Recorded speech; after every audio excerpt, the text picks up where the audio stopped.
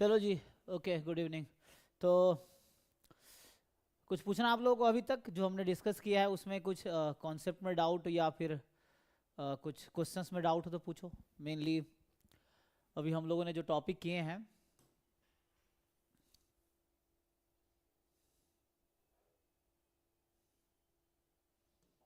है ना, अभी हमने आपको क्या कराया है। एक तो मैंने कहा था परमुटेशन कॉम्बिनेशन बेसिक आपको देख लेना है,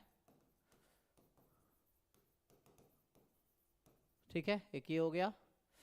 एंड दूसरा जो है आपको देखना है क्या, यहाँ से प्रोबेबिलिटी है ना, क्लास 11th वाला, ये दो टॉपिक। तो अभी तक कुछ है, ठीक है ना, आगे बढ़ूंगा मैं। कुछ क्वेरी है तो चैट में या है ना अनम्यूट करके पूछ सकते हो आप।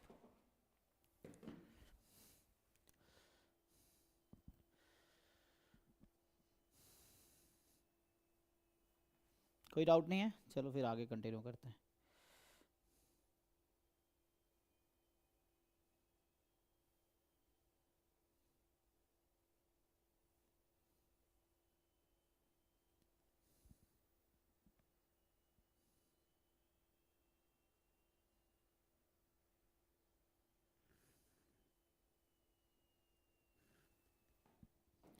हाँ देखिए, सो कल हम लोग कहाँ पे थे, जो कल हम डिस्कस कर रहे थे।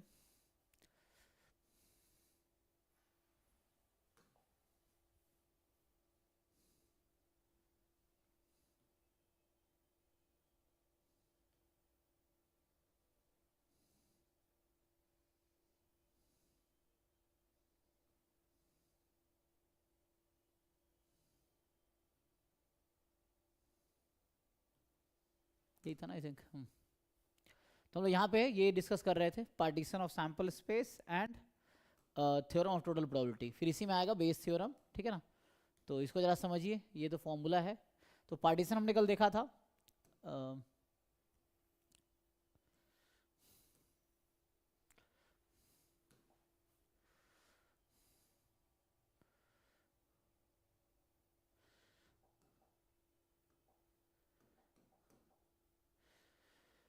तो इसमें हो क्या रहा है, अगर आप इसको समझेंगे तो इसको मैं वैसे समझा देता हूँ। हम लोग स्टार्ट करते हैं थ्योरम ऑफ टोटल प्रोबेबिलिटी से, ठीक है। Theorem of total probability.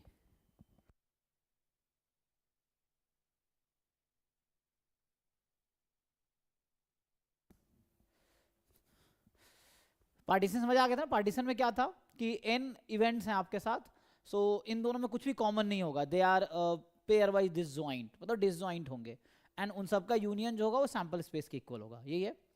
Total probability में क्या है, उसी के आगे एक्सटेंशन है, मतलब तीनों रिलेटेड है। पार्टीशन, फिर थ्योरम ऑफ टोटल प्रोबेबिलिटी और बेस थ्योरम, ये तीनों रिलेटेड है, ठीक है ना। तो कल हम लोग जो पार्टीशन डिस्कस कर रहे थे, पार्टीशन ऑफ सैम्पल स्पेस, ये देख रहे थे ना। मतलब ये वो अभी देख रहे हैं हम जो हमने स्कूल डेज में 11 12 में पढ़े हैं ना, उसको रिवाइज कर रहे हैं। तो इसमें जो था कि मान लीजिए इवेंट्स हैं E1 E2 En form partition of sample space omega, है ना। मान लीजिए एस लिख रहे थे, S if and only if, जो हमने कल लिखे थे कंडीशन, वो था कि ई आई इंटरसेक्शन ई जे ये फाई होगा, and E1 union E2 up to En ये क्या होगा, एम्प्टी सेट होगा आपका, ठीक है। सो ये and this holds for all I different than J, ठीक है, ये है। एंड दो कंडीशन है पार्टीशन के लिए। तो उसको हमने ऐसा लिखा था कि मान लीजिए E1 है ये वाला पार्ट, ये भी वो है क्या बोलते हैं, वेन डायग्राम ही है, बस हम वहाँ पे सर्कल के थ्रू सेट्स लिखते थे, अब हम ऐसे रेक्टेंगल में ही लिख रहे हैं, बट वेन डायग्राम ही है। यहाँ से ये आपके पास En है, ठीक है। तो E1 E2 up to En ये हो गया। सर यूनियन वाला सैंपल स्पेस होगा ना? क्या लिखा मैंने यहाँ पे? ओ सॉरी, लिखने में गलती हुआ है, सैंपल स्पेस, हाँ। सो ठीक है ना, यहाँ सैंपल स्पेस और intersection phi union sample space, तो लिखने में गलती हुई है।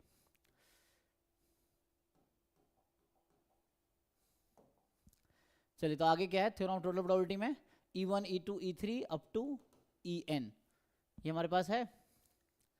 सो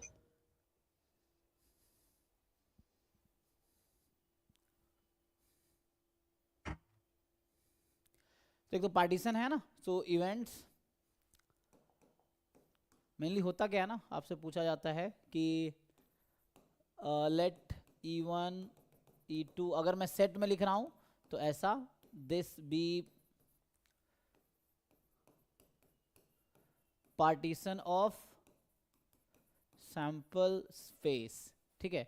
और मान लीजिए ऐसा है कि लेट यहाँ पे कि क्या लेंगे, मान लो ए कोई भी एक इवेंट है, एनी इवेंट है ना, associated with same sample space, ठीक है। मान लो सैंपल स्पेस जैसे एस है मान लो यहाँ पे, ठीक है। सो अगर हम बोलते हैं कि sample space S and A be any event associated with sample space S, तो इवेंट का मतलब है सबसेट ऑफ सैंपल स्पेस, है ना। तो मेनली यहाँ पे आपसे क्या पूछे, दो चीजें पूछी जाती है, एक तो ए इवेंट की प्रोबेबिलिटी क्या होगी in terms of probability of events E I, और जो दूसरी चीजें पूछी जाएंगी वो बेस थ्योरम है टोटल प्रोबेबिलिटी में ये है। तो देखो होगा क्या, अगर आप ऐसा समझिए कि ए कोई भी इवेंट है ना, तो ये सबसेट ऑफ सैंपल स्पेस होगा। तो मेनली मान लीजिए इस तरह का कुछ है लेट से, तो ये वाला जो पार्ट है ना, ये मैं जो भी सर्कल किया हूं ना वो इवेंट ए है, ठीक है। तो मुझे उसकी प्रोबेबिलिटी निकालनी है ई आई के टर्म में, ये इस वाले सेट की मुझे प्रोबेबिलिटी निकालनी है।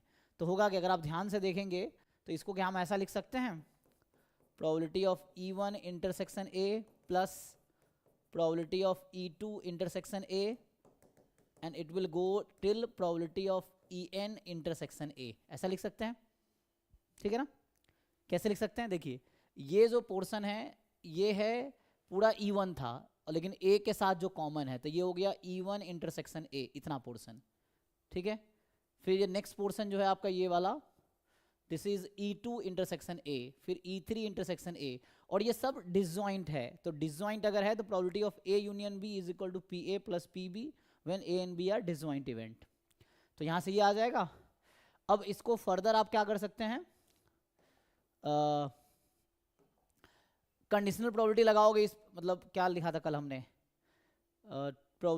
मल्टीप्लिकेशन रूल ऑफ प्रोबेबिलिटी, अगर आप इस पे लगाओ तो मल्टीप्लिकेशन रूल क्या कहता है। सो इसको मैं लिख सकता हूं, तो मैं यही फॉर्मूला एज इट इज लिख रहा हूं। So this can be written as, इसको probability of E1 into A given E1, फिर probability of E2 into A given E2, ये चलता रहेगा। So probability of En into A given En, ऐसा। इसको हम एक साथ भी लिख सकते थे, एक साथ लिखेंगे, जैसे कहने का मतलब ये है कि इसको हम शॉर्ट फॉर्म में लिखे तो ये हो जाएगा summation probability of E I intersection A, I from 1 to n, ये हो जाएगा। एंड यहाँ लिखोगे तो summation probability of E I into probability of A given E I from 1 to n, ये हो जाएगा, ठीक है। तो ऐसा आ जाएगा। सो इस फॉर्मूले का नाम है थ्योरम ऑफ टोटल प्रोबेबिलिटी। कुछ क्वेरी है तो पूछिए, इस पे क्वेश्चंस भी देखेंगे अभी हम लोग। सो अभी कुछ दिक्कत है, ठीक है ना।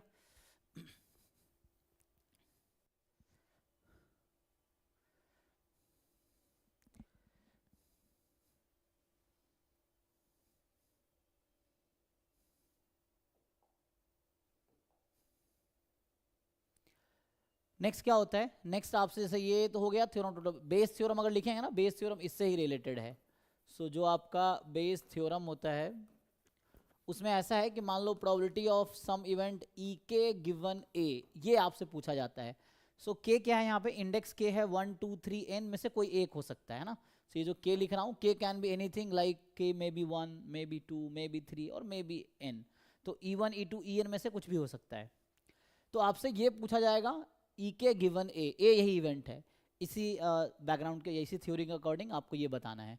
तो वैसे अगर आप फॉर्मूला लगाएंगे तो क्या हो जाएगा, तो वैसे फॉर्मूला लगाएंगे तो ये होगा ई के intersection A upon probability of A. आप कल पढ़े थे ना probability of E given F, so probability of E intersection F upon probability of F, यही है। तो इसको फर्दर लिखेंगे तो क्या होगा, तो यहाँ से अगर आप कंटिन्यू करेंगे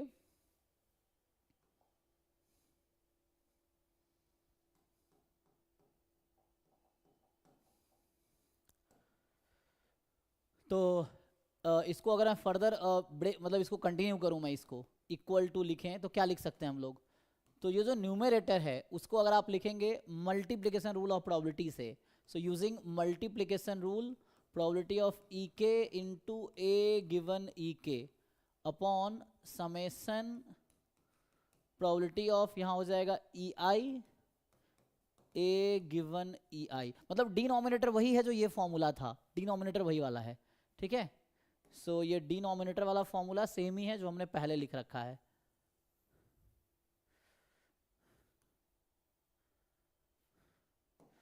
सो यहाँ से क्या आएगा, और आई फ्रॉम 1 to n ये आ जाएगा, ठीक है। सो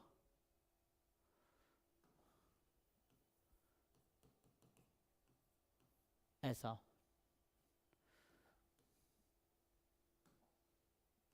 summation i from 1 to n ये आ गया। तो ये फॉर्मूला जो है ना इसका नाम है बेस थ्योरम। तो फॉर्मूला देखना तो ऐसे इजी लग रहा होगा, मेन है इसको अप्लाई करना कि हाउ टू अप्लाई, इसको क्वेश्चन में कैसे अप्लाई करेंगे। कुछ क्वेरी है तो पूछिए। पार्टीशन यू ऑलरेडी नो है ना, दिस वाज पार्टीशन कि इंटरसेक्शन में कुछ भी कॉमन नहीं होगा। इसको बोलते हैं पेयर वाइज डिसजॉइंट, अगर आप स्ट्रिक्ट सेंस में बोलेंगे सो पेयर वाइज डिसजॉइंट। और ये जो कंडीशन था इसका आपको पता नाम एग्जॉस्टिव इवेंट्स है ना, ये जो एग्जॉस्टिव इवेंट क्योंकि ऐसा है ये कंडीशन है। ओके इस पे आप क्वेश्चंस देखते हैं, तो मेन आपको क्वेश्चन देखेंगे तो समझ आएगा कैसे अप्लाई करना है, ठीक है जी।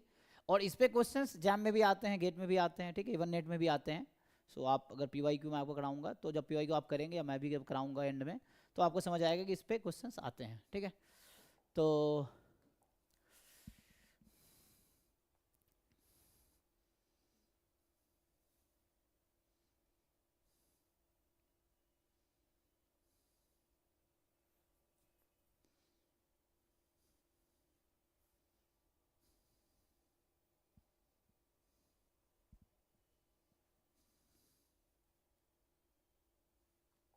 ओके ना, तो अभी क्या करते हैं,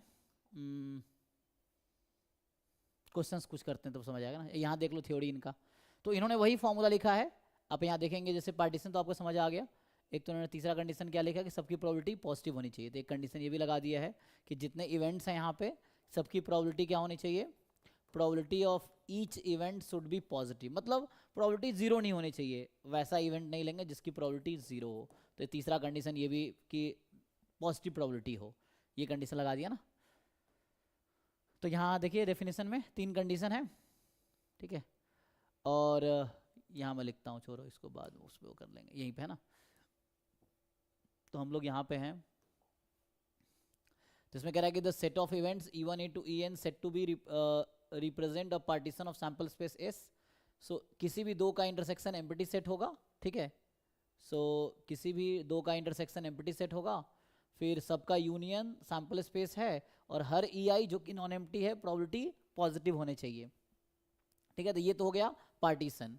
अभी मैं टोटल प्रोबेबिलिटी लिखा था, इसको ओपन करके दिखाता हूँ। अगर इसको ओपन करते तो क्या आता कि अच्छा बोला क्या, E1 E2 EN be a partition of sample space, A B any event, मतलब A सबसेट है सैंपल स्पेस का, देन PA। तो इसको अगर ओपन करोगे तो क्या मिलेगा आपको, ओपन इट, तो ये वही है प्रोबेबिलिटी। यहाँ इन्होंने J लिखा इंडेक्स में तो उसकी कोई दिक्कत नहीं है। Probability of E1 into A given E1, it will keep running. Last term लिखूंगा तो probability of EN into A given EN। और जैसे मैंने कहा है कि अगर इसी को आप मल्टीप्लिकेशन रूल यूज करेंगे तो हम इसको क्या लिख सकते हैं, E1 इंटरसेक्शन A, इसको लिख सकते हैं E2 इंटरसेक्शन A, मतलब अगले वाले टर्म को, एंड लास्ट में EN इंटरसेक्शन A, ठीक है यहाँ तक। तो इस तरह से है आपके पास।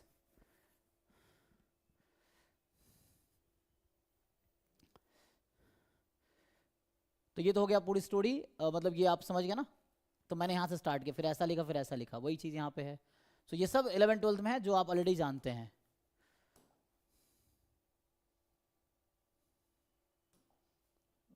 तो कोई बात नहीं, ठीक है। सो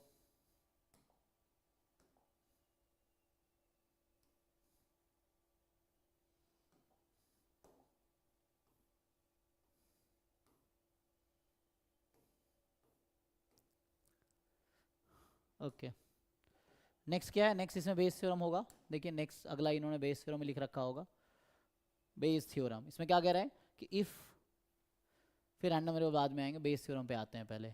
तो ये आपको बता रहा है कि बेस थ्योरम में कि E1 A2 EN B mutually exclusive and exhaustive event. Mutually exclusive, किसी में दो कुछ भी कॉमन नहीं होगा।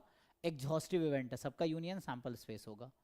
Associated with sample space S, मान लो A be any event with non zero probability, then probability of E I given A. जैसे मैंने कहा था ना कि ये क्या है, अगर वैसे देखेंगे so probability of E I into, मतलब E I intersection A upon denominator probability of A ही है, अगर आप ठीक से देखेंगे तो वैसा है, ठीक है। और ये इसकी तो बेस थ्योरम ये है, दैट यू नो ऑलरेडी। अब इसमें कुछ क्वेश्चंस देखो, मेनली कैसे अप्लाई करना है,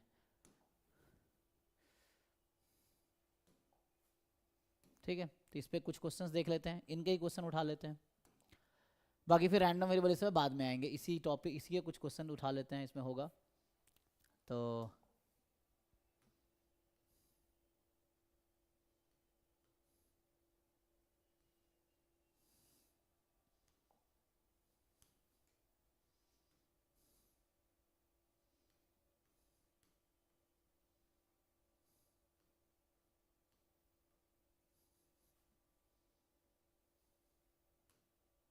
जैसे मान लो इस तरह क्वेश्चन है, अभी मान लो ये क्वेश्चन मुझे सॉल्व करना है, लेट से, ठीक है। चलो दो क्वेश्चन है, इन दोनों को सॉल्व करना है। लगता है किसी नेक्स्ट पेज पे, रुक जाओ, इसको ना अगले पेज पे इंपोर्ट करता हूँ, बेटर रहेगा। तो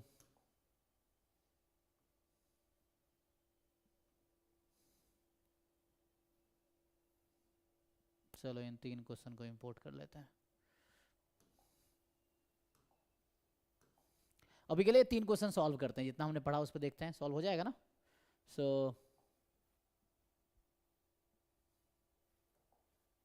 देखिए, सो पहले हम स्टार्ट करते हैं 91 वाले से।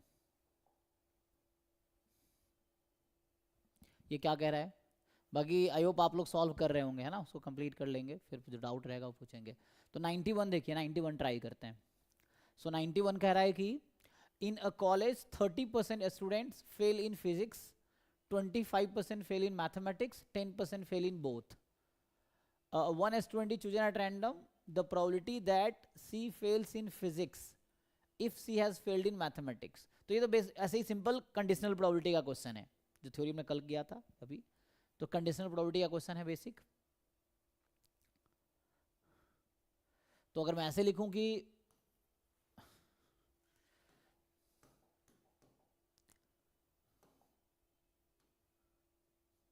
है ना, 91 वाला पहले करते हैं। सो फेल इन फिजिक्स, तो चलो पी से लिख देता हूँ, फिजिक्स मैथमेटिक्स एंड बोथ, है ना। चलो तो ऐसा, number of student fail in physics, so probability of student Fehling in physics is 30% ना, तो 0.30।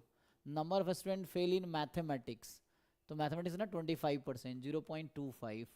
Number of student fail in both, both मतलब फिजिक्स इंटरसेक्शन कितना, मैथ हो गया ना, सो मैथ, तो ये आ जाएगा आपका 10%, 0.10, यही है फिजिक्स मैथमेटिक्स एंड दोनों का इंटरसेक्शन।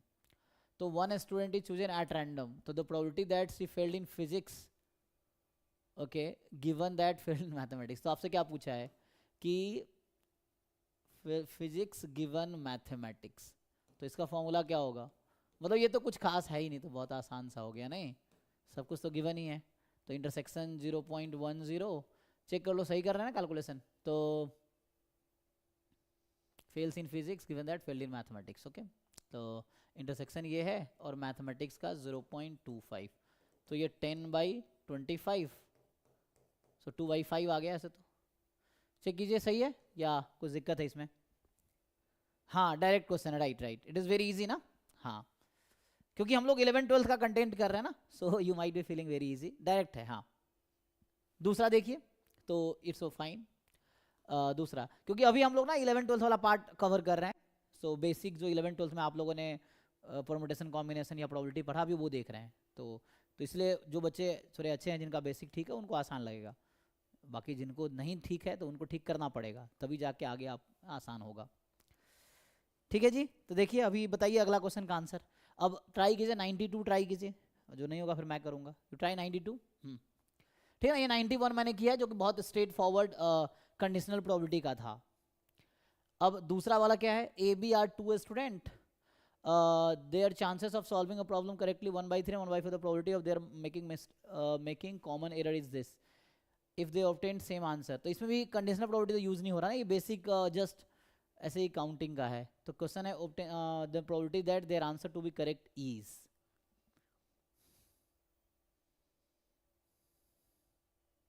तो मतलब फिर से सिमिलर क्वेश्चन ही है स्टिल, है ना, मुझे लगता है कि देखिए ट्राई करके बताइए। तो इसमें कोई वो अभी जो थ्योरी हमने अभी पढ़ा है टोटल प्रोबेबिलिटी बेस्ड थ्योरम वो नहीं लग रहा है, ये पहले के जो कंडीशनल प्रोबेबिलिटी यहाँ लगा है या पहले जो काउंटिंग आपने पढ़ रखे हैं वो लगा है। चेक कीजिए, और मतलब थर्ड वाले में भी नहीं लगेगा, है ना। Still you try and find the answer. 92 का आंसर बताइए आप लोग।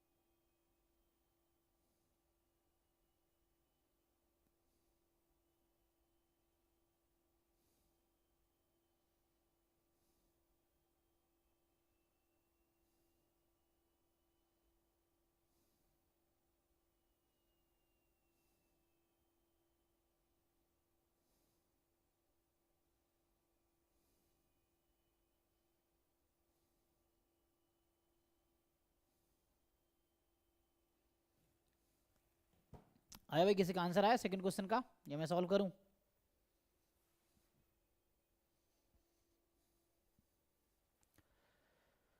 ये तो बेसिक क्वेश्चन है ना, तो मुझे लगता है वही सेम लॉजिक यहाँ भी यूज होगा। कहने का मतलब ये है कि ए सॉल्व कर पाएगा, एक मिनट है ना, so A will solve the problem with probability 1/3, B will solve the problem with probability 1/4, right. अब ये क्या कहना चाह रहा है कि correctly are this if the probability of their making a common error so means what, इसको mathematically कोई बताओ क्या कहना चाह रहा है? कॉमन एरर मतलब क्या है? A will do mistake and B will do a mistake, so it's a 1/3 kind of. So if the probability of their making a common error is this 1/20 na, sorry 1/20, so and they obtain the same answer. अच्छा ये भी बता रहा है कि if the probability of their making a common error is this, and I think यहाँ पे ना दिक्कत है कुछ, तो इसको ठीक करना पड़ेगा। इसमें है ना, आपको एक्चुअली लैंग्वेज है, you have to decode it ना, तो खुद से समझना पड़ेगा क्या कहना चाह रहा है ये। तो if the probability of making a common error is 1/20, मतलब कॉमन एरर करके और लेकिन सेम आंसर लाएगा, तो क्वेश्चन है then the probability of their answer to be correct.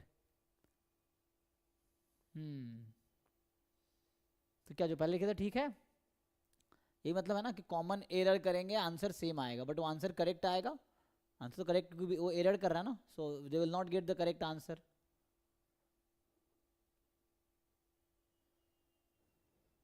Sir मतलब यूनियन ढूंढना है ना? अच्छा, then the probability of their answer to be correct, okay. So जो आप कह रहे हैं ना कि हाँ यस, हाँ यूनियन ढूंढना है, यस। बताइए क्या होना चाहिए?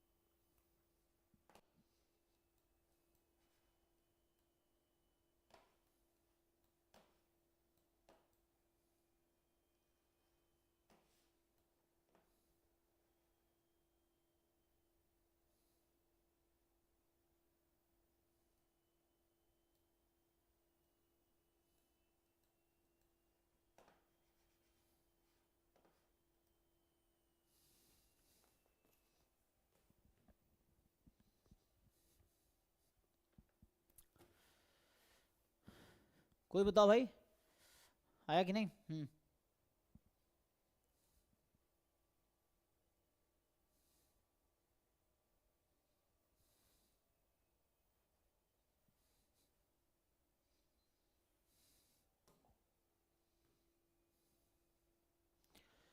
मुझे लग रहा है ठीक रहता ना कि A and B will not be able to both solve the problem is 1/20 with common mistake।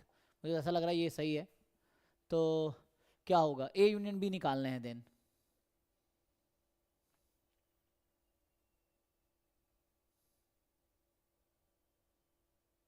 निकाल पाएंगे आप लोग?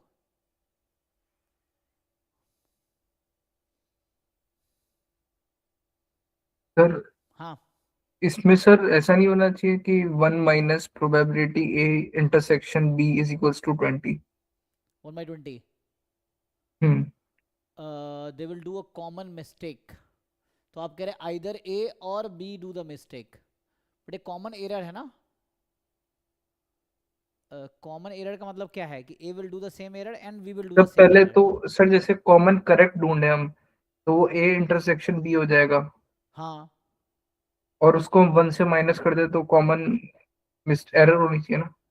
नहीं ऐसा नहीं, स्ट्रेट फॉरवर्ड नहीं होगा। वो जो कर रहे हैं आप उसमें होगा at least one is making error. जैसे मान लीजिए अच्छा बोथ बोथ एरर आपने किया और वन माइनस किया, तो उसका उसका कॉम्प्लीमेंट होगा at least one is doing error. अच्छा ठीक है सर। हम्म।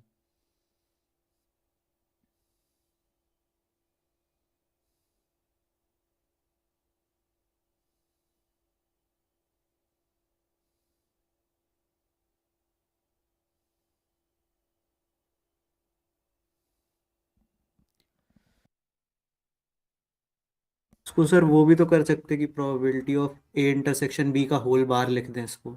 ए इंटरसेक्शन बी का होल मतलब कॉमन मिस्टेक का कॉम्प्लीमेंट। हाँ फिर उसको अपन लिख सकते, यूनियन में चेंज हो जाएगा क्योंकि वो फिर वहां पे ठीक है। तो उससे डायरेक्ट आ जाएगा one minus probability of A union B, शायद ऐसा हाँ हाँ, करके। कीजिए कीजिए, सही है, कीजिए।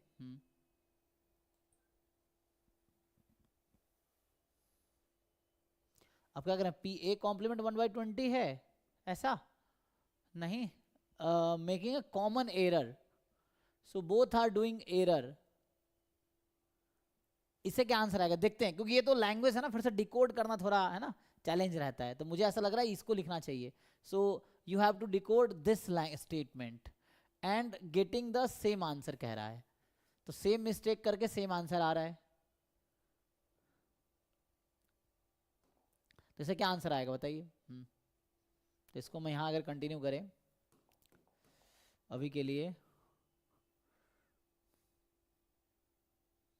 तो ये क्वेश्चन अभी छोड़ देंगे ना ये, क्योंकि वो है मुझे लग रहा है जस्ट ये तो बाइनोमियल थ्योरम पे मुझे ऐसा लग रहा है, तो उसको अभी ये कर लेते हैं बस।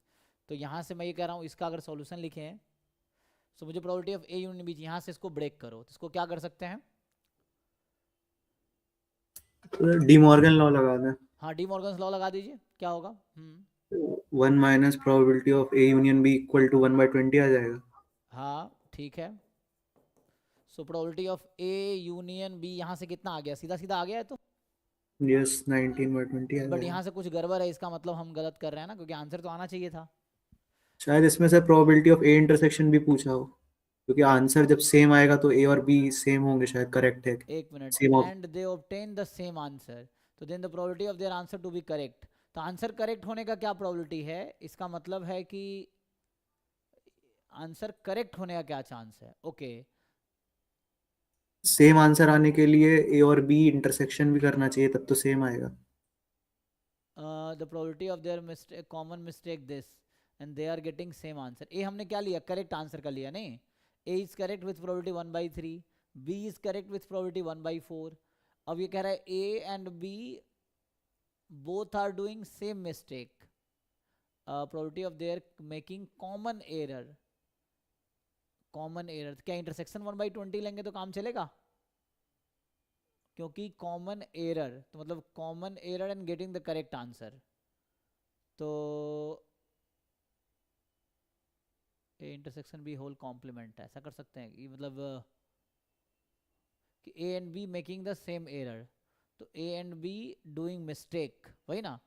तो लग रहा है इससे अगर करते तो क्या आता, मान लो ये मैं लेता हूँ A and B making same error, so A intersection B मतलब A and B both getting correct answer, और उसका अपोजिट कर दिया हमने, है ना। तो इससे क्या बनेगा, क्योंकि ये थोड़ा यहाँ डिकोड करना मुश्किल है ना, मतलब यहाँ थोड़ा देखना पड़ेगा क्या है।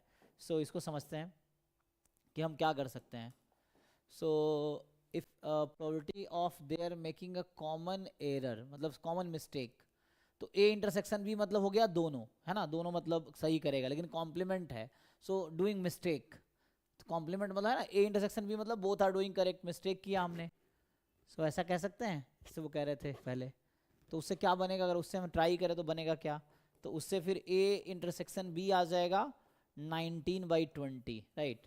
एंड देन यहाँ से आप निकालिए ए यूनियन बी क्या आता है, मतलब जो भी है, मतलब ये तो लैंग्वेज को डिकोड करना, बेसिक प्रोटीन थोड़ा ये दिक्कत आता है कई बार कि हम क्या हमें लेना चाहिए, तो वो समझना पड़ेगा इंटेंशन को, कि जो पेपर बनाए हैं उनका क्या इंटेंशन है। जरा इससे निकालिए कितना आता है, इससे कितना आना चाहिए, अगर हम ये करें तो फिर देखिए कितना आएगा। तो 1/3 प्लस 1/4 माइनस 19/20, ये आ जाएगा। इसका कर लो solve। नेगेटिव में आएगा। इससे हाँ सर। नहीं, ऐसा तो नहीं होना चाहिए। तो इसका मतलब कुछ तो गड़बड़ कर, इसको थोड़ा सही से करना पड़ेगा, डिकोड को देखना पड़ेगा क्या होगा। तो सर सोचो भाई, जिनका आंसर आ रहा है, ये जो बता रहे हैं खुशहाल, अब बता रहे हैं इनका बताइए एक कॉम्प्लीमेंट है, इनको थोड़ा देखना पड़ेगा क्या होगा। सो थोड़ा सोचिए क्या होना चाहिए, दिमाग लगाइए। अच्छा, अभी हम 12th वाला प्रोबेबिलिटी कर रहे हैं ना, उसका पीडीएफ मैंने ग्रुप में नहीं भेजा है ना, वो तो आप ढूंढ सकते हैं, इसको मैं भेज देता हूँ। इसको थोड़ा सोचना पड़ेगा ना, ये थोड़ा वो है।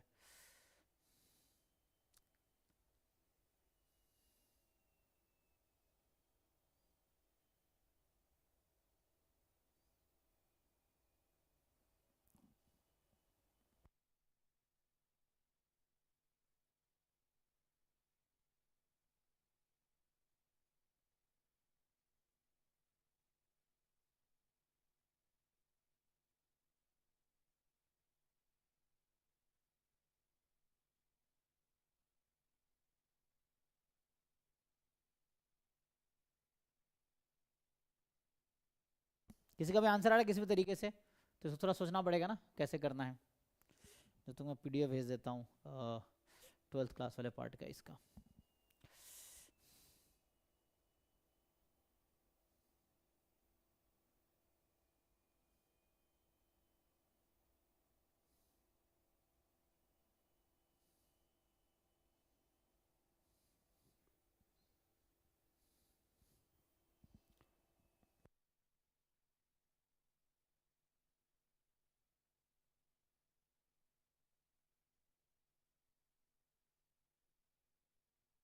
है ना, ये सब अप्रोच पे है, मुझे लग रहा है क्वेश्चन में कुछ या तो दिक्कत है या हम सही से समझ नहीं पा रहे कहना क्या चाह रहे हैं ना।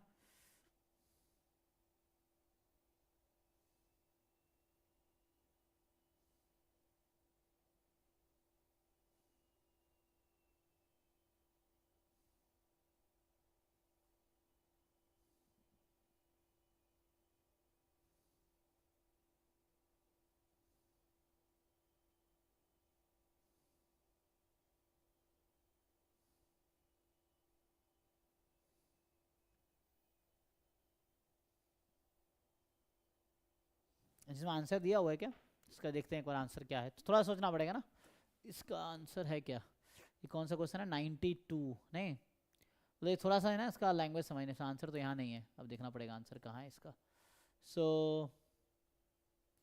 इसको देखता हूँ ना, इसमें कुछ मिस्टेक मुझे लग रहा है, मतलब या तो हम सही समझ नहीं पा रहे हैं, कुछ वैसा तो है कि 2 स्टूडेंट है, there are chances of solving a problem correctly 1/3 है, 1/4 है, probability of making a common error, तो एरर को मैं तो मिस्टेक मान रहा हूँ ना, यही है ना, कॉमन एरर इज 1/20, मतलब they will not be able to solve, both will not be able to solve, ये मतलब हुआ ना, या तो इनका फिर आंसर गलत है, then do obtain the same answer, then the probability of their answer to be correct. Anyway हम अपना वो क्या है चेंज करें इसके आंसर होने से। तो पूछा क्या है, आंसर करेक्ट होने के क्या चांस है, ये पूछा ना कि what is the chance of their answer to be correct, इसके क्या चांस होंगे।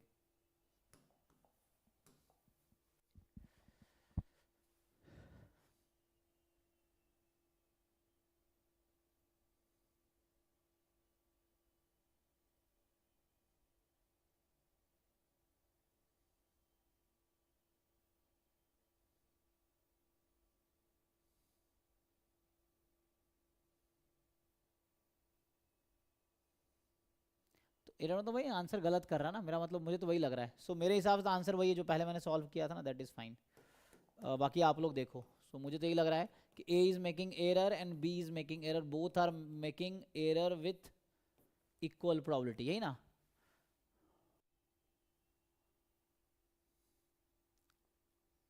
A is wrong है ना, A is getting incorrect answer and B is getting incorrect answer, so both are getting incorrect answer। लेकिन साथ में ये भी है कि ये कह रहा है कि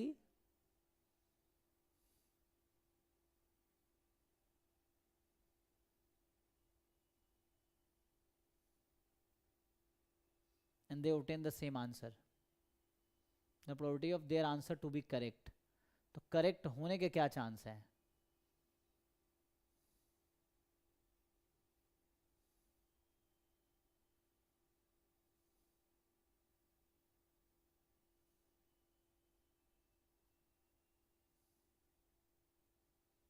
तो मेरे हिसाब से वही होगा जो मैं आंसर निकाला था ना, लेकिन इसमें फिर ए बी का यूज नहीं होगा, जो अप्रोच मैं ये लगा रहा हूँ। आया क्या आप लोगों का? अच्छा, टोटल प्रोबेबिलिटी से करना है, तो टोटल प्रोबेबिलिटी से करेंगे तो उसमें क्या होगा, क्या क्या लेना चाहिए मुझे कि their answer to be correct. Okay okay ठीक है, टोटल प्रोबेबिलिटी से ट्राई करते हैं अब जो कह रहे हैं ना। So let's try with the total probability approach.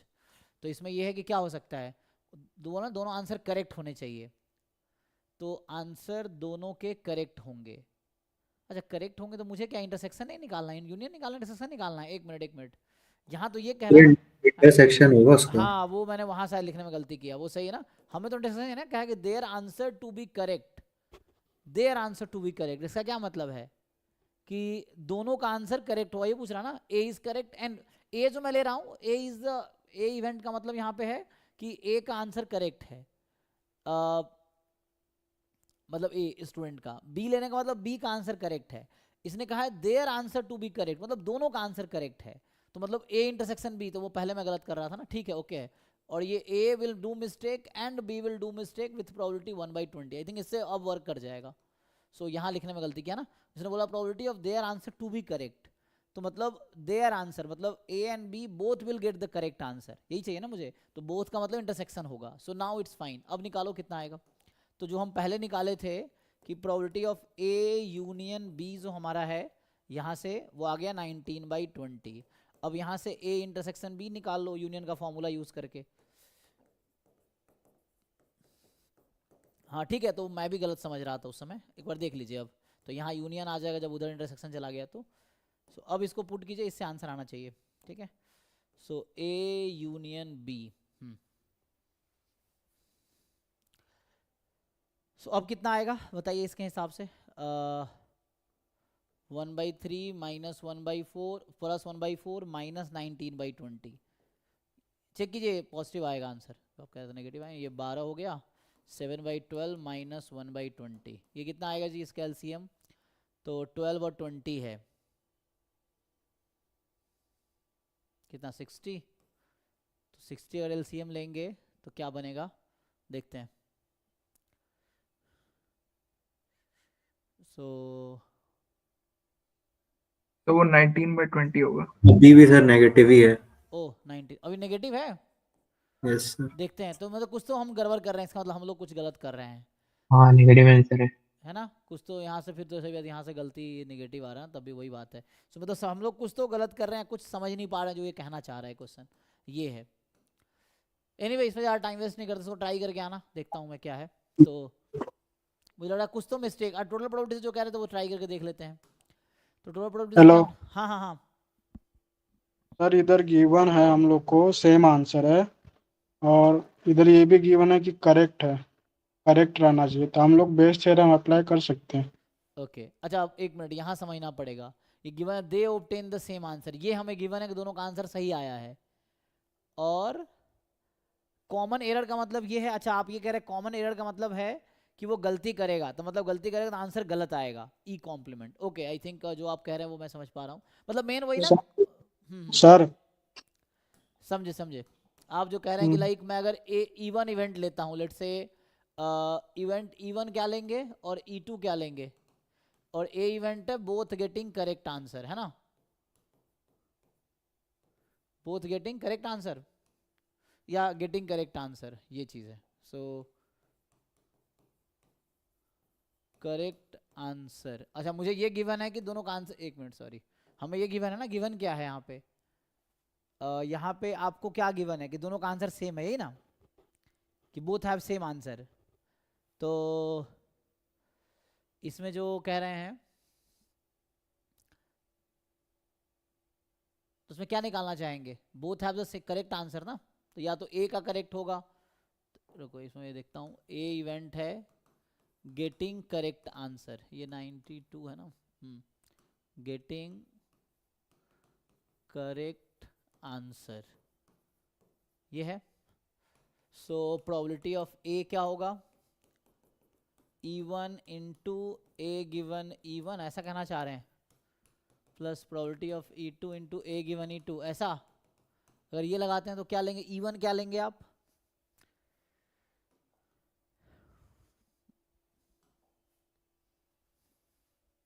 ये बोला ना, तो हमें पता है कि दोनों का आंसर सेम आएगा। ये और कह रहे हैं इसमें कि दे ऑब्टेन सेम आंसर, तो या तो दोनों सही आंसर ला रहा है या फिर दोनों का गलत आंसर, यही ना। तो सही होने के चांस क्या है, मतलब both are getting either same answer और बोथ आर करेक्ट आंसर। ये मैं कह रहा हूँ, देखो आप अगर ऐसे लिखना चाह रहे हो कि जैसे either both are getting correct answer और बोथ आर इनकरेक्ट, यही होगा ना मतलब।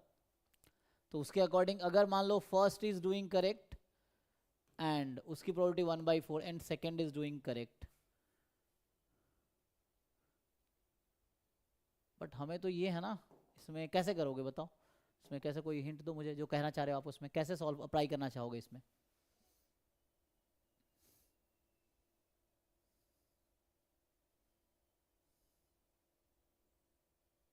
ए एरर नहीं करेगा, वैसे करोगे 19/20 इंटू क्या, बताओ आंसर सर आया इसमें आपका। सर आंसर इसमें probability of same answer given, वो probability of correct given same answer ऐसा कुछ करके बन सकती है। आ सकता है शायद ना। तो मुझे ए बी दो स्टूडेंट है ना, ये सोचना है।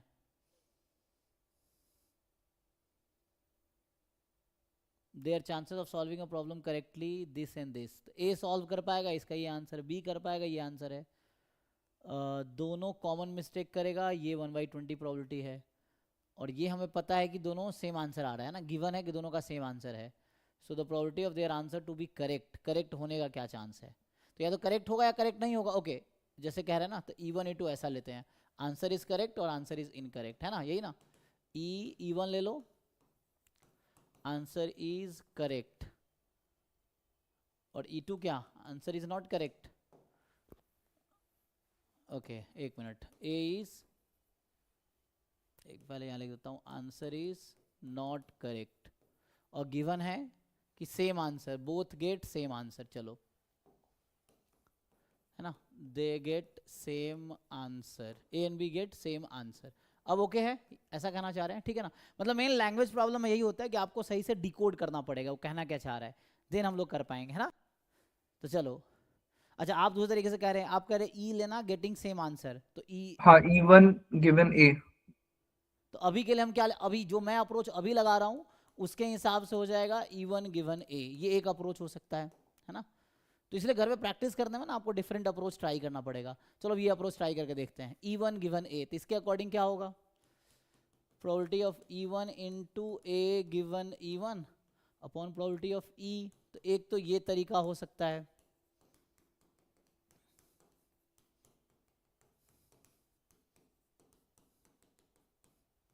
एक तो ये तरीका हो सकता है ना। नहीं दूसरा जो वो कह रहे हैं, जो चैट में आप बता रहे हैं, तो उसके अकॉर्डिंग करेंगे। एक ये अप्रोच है, दूसरा अप्रोच जो बता रहे हैं कि उसमें ऐसा कीजिए, ए ई को मैं लेता हूँ, यही ना जी, ई मतलब क्या, इवेंट मेरे नोटेशन के हिसाब से, किसके हिसाब से, गेटिंग सेम आंसर, या वही यही कह रहा है जो मैं कह रहा हूँ, वही कह रहे थे। तो अब बताइए यहाँ से क्या होगा, E1 है, आंसर इज करेक्ट, तो आंसर करेक्ट होने का क्या चांस है। लेकिन यहाँ दो स्टूडेंट हैं, दोनों की बात करना पड़ेगा हमें साथ में फिर।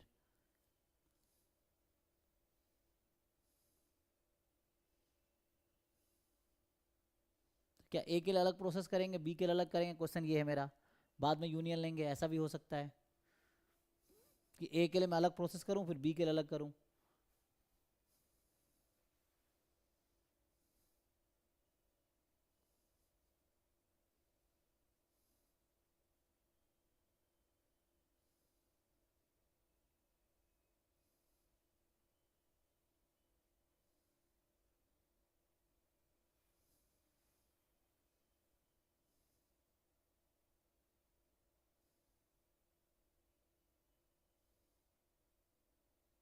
क्या क्या पुट करोगे, एक तरीका ये है कि ए के लिए मैं पहले ही प्रोसेस करूं, तो ए के बारे में सोचूंगा, मतलब ए इवेंट ना लेके मैं कुछ ऐसा लेता हूँ, एफ ले लेता हूँ इसको, ठीक है। तो आपको उससे समझ आएगा, स्टूडेंट ए के लिए हम ये प्रोसेस करें, इसमें काफ़ी टाइम किल हो रहा है ना, तो इसको या तो अगले क्लास में कर सकते थे हम, तो अभी इसको छोड़ सकते हैं। सो इसके लिए अगर मैं ए के लिए प्रोसेस करूँगा तो आंसर इस करेक्ट होने का क्या चांस है, ए का 1/4, और अगर आंसर करेक्ट है तो सेम आंसर आएगा। तो करेक्ट मतलब क्या, दोनों का करेक्ट आएगा, देखिए ना, तो 1/4 इंटू 1/3 ऐसा कहना चाह रहे हो। And then A given E1, तो E1 मतलब आंसर करेक्ट है, and they get the same answer. तो उसकी प्रोबेबिलिटी कितनी दे रखी है? 19/20 लिखोगे यहाँ पे, ऐसा कुछ चेक करो इसमें क्या लिखोगे। आई थिंक मुझे लगता है अभी के लिए मैं स्किप करता हूँ, क्योंकि मुझे भी ना यहाँ पे क्लियरली समझ नहीं आ रहा करना क्या है, तो नेक्स्ट क्लास में करते हैं इसको, है ना। अभी मैं इसको स्किप करता हूँ क्योंकि इसमें गलत आने के चांस है, टाइम किल हो रहा है। आप लोग ट्राई करो, जिनका आंसर आएगा बताना, इन चारों में से अगर आता है तो देन वी कैन थिंक। तो मुझे ऐसा लग रहा था शुरू में, तो इसमें थोड़ा सोचना पड़ेगा, तो उसको मैं ट्राई करता हूँ, कल डिस्कस करते हैं, ठीक है। बाकी जो थर्ड क्वेश्चन मुझे ऐसा लग रहा है ये बाइनोमियल पे जाएगा, देख लो एक बारी, तो ये सब ट्राई करना पड़ेगा, है ना, क्योंकि इसमें थोड़ा सोचना पड़ेगा क्या अप्रोच लगाना ठीक रहेगा, क्योंकि ये लैंग्वेज है, लैंग्वेज को हमें खुद डिकोड करना है, देन सॉल्व करना है। तो यू ट्राई इट, मैं भी ट्राई करता हूँ, फिर कल डिस्कस करते हैं। 93 में क्या है कि a box has 100 pens of which 10 are defective, what is the probability out of the sample of 5 pens drawn 1 by 1 with replacement है। देखो यहाँ पर डिफरेंस है ना, एक में होता है विथ रिप्लेसमेंट, एक में विदाउट रिप्लेसमेंट, दोनों का आंसर अलग अलग आएगा, है ना। So 1 by 1 with replacement, at most 1 is defective. तो विथ रिप्लेसमेंट है तो बाइनोमियल यूज होगा, और अगर ये विदाउट रिप्लेसमेंट है तो हाइपर ज्योमेट्रिक यूज होगा, अगर रैंडम वेरिएबल के सेंस में बात करेंगे तो। ये बाइनोमियल पढ़ने के बाद समझ, क्योंकि यहाँ बाइनोमियल थ्योरम भी है, इसमें अगर थ्योरी देखेंगे आप, तो बाइनोमियल डिस्ट्रीब्यूशन है 12th क्लास में, ठीक है ना। जिसका थ्योरी नहीं पढ़ा हमने तो उसको देख लेते हैं पहले।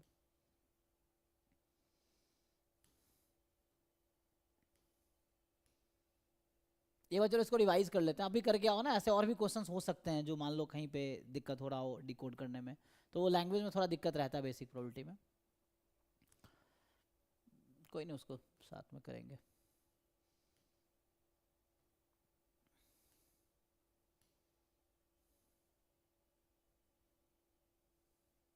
मेन क्या उसमें ना क्लिक नहीं कर रहा है, क्या लेना सही रहेगा वो दिक्कत हो रही है।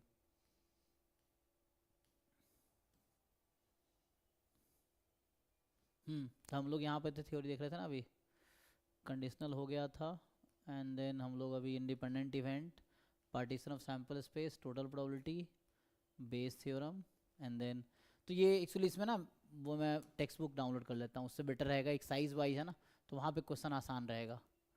तो हम लोग देख रहे थे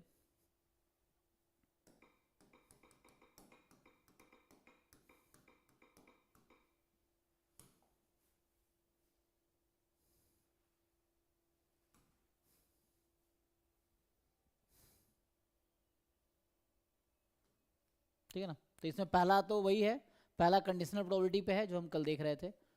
तो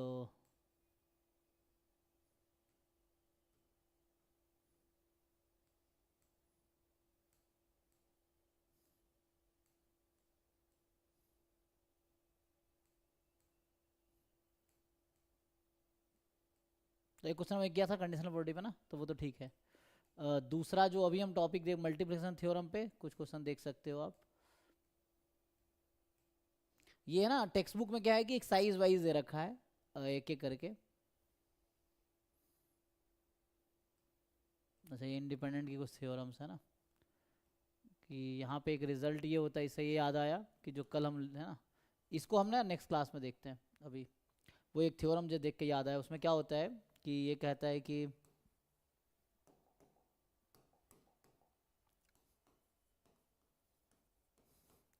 if E and F are independent event, ठीक है, ये इंडिपेंडेंट इवेंट है, देन ये इफ एंड ओनली इफ होता है इनफैक्ट। सो ये आपका if and only if condition है, मतलब इक्विवेलेंट स्टेटमेंट है, ठीक है। तो यहाँ पे आएगा कि E complement and F are independent, फिर और लिखोगे इसमें भी if and only if condition है, E and F complement are independent, ये सब इवेंट है, हाँ। एंड फर्दर और कंडीशन आएगी third, E complement and F complement are independent events, ठीक है। सो इस तरीके से आ जाएगा। सो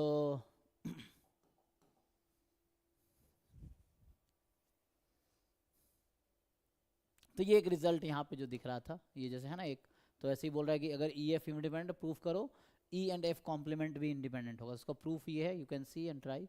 नहीं होता तो पूछ सकते हो आप, वैसे ही कह रहा है जो मैं लिखा हूँ स्टेटमेंट वो यहाँ पे है। तो ये इंडिपेंडेंट और उस पे है मल्टीप्लिकेशन रूल पे।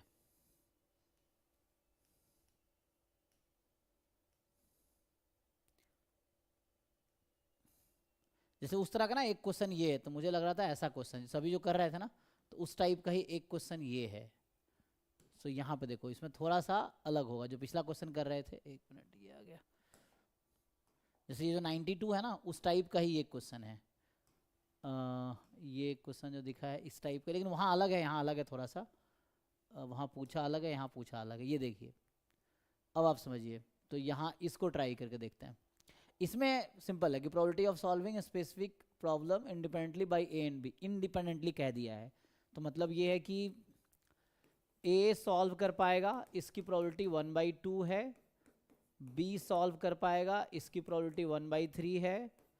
ए एंड बी दोनों मिल के सॉल्व करेगा, सॉरी हाँ, ए एंड बी इंडिपेंडेंटली है ना, तो उसकी क्या प्रोबेबिलिटी होगी? इंडिपेंडेंट है दोनों, तो इंडिपेंडेंट का तो हम जानते हैं, कल डेफिनेशन लिखा था कि ए बी आर इंडिपेंडेंट। अगर ऐसा होगा तो ये तो लिखा है कि नहीं, डेफिनेशन लिखा था ना कल हमने, तो ये आ जाएगा। सो इससे अच्छा क्या, अच्छा तो आपको डाउट है 13.1 का 15, या एक मिनट रुकिए देखते हैं जो आप कह रहे हैं। सो ये आ जाएगा 1/3 इंटू 1/2, तो ये 1/6 हो जाएगा। एंड अभी क्या पूछा है, यहाँ तक तो ओके है ना, इंडिपेंडेंटली लिखा था इसीलिए लिखा ना इंडिपेंडेंटली, तो मतलब इंडिपेंडेंट इवेंट है दोनों, ठीक है, दे आर इंडिपेंडेंट इवेंट। सो ठीक है, हाँ अभी सॉल्व करते हैं आपके डाउट ना।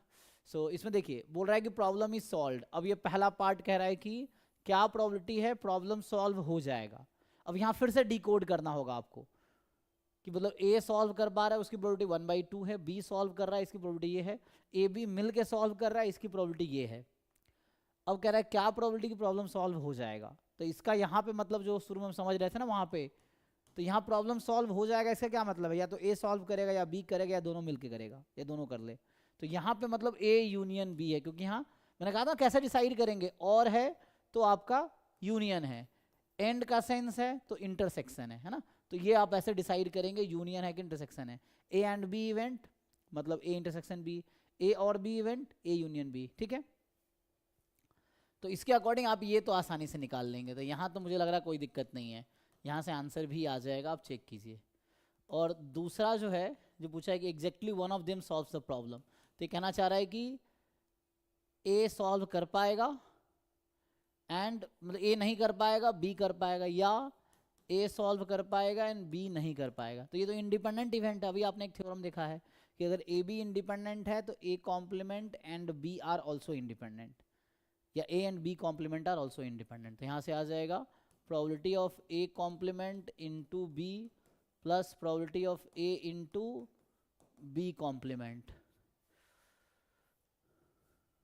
तो ए कॉम्प्लीमेंट की प्रोबेबिलिटी तो वहाँ से आ जाएगी 1/2, बी की प्रोबेबिलिटी 1/3, फिर ए की प्रोबेबिलिटी है ना, एक मिनट, ए कॉम्प्लीमेंट वही रहेगा एंड बी कॉम्प्लीमेंट 2/3, तो यहाँ से आंसर आ जाएगा, ठीक है।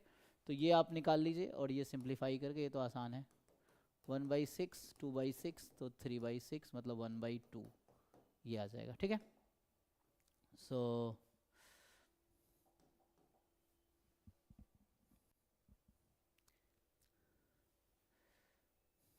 तो ये तो ओके है, यहाँ तक दिखा है। अच्छा डाउट पे आते हैं, जो आप कह रहे थे ना 15.1 में आपके डाउट है 15 नंबर ना 13.1 के।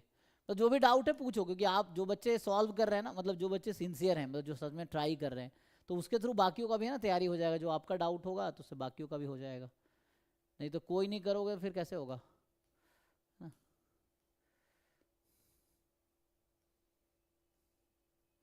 यहाँ 13.1 एक साइज है, अगर आप टेक्स्ट बुक कर रहे हैं तो उसमें उनका 15 क्वेश्चन देखते हैं क्या कहना चाह रहा है।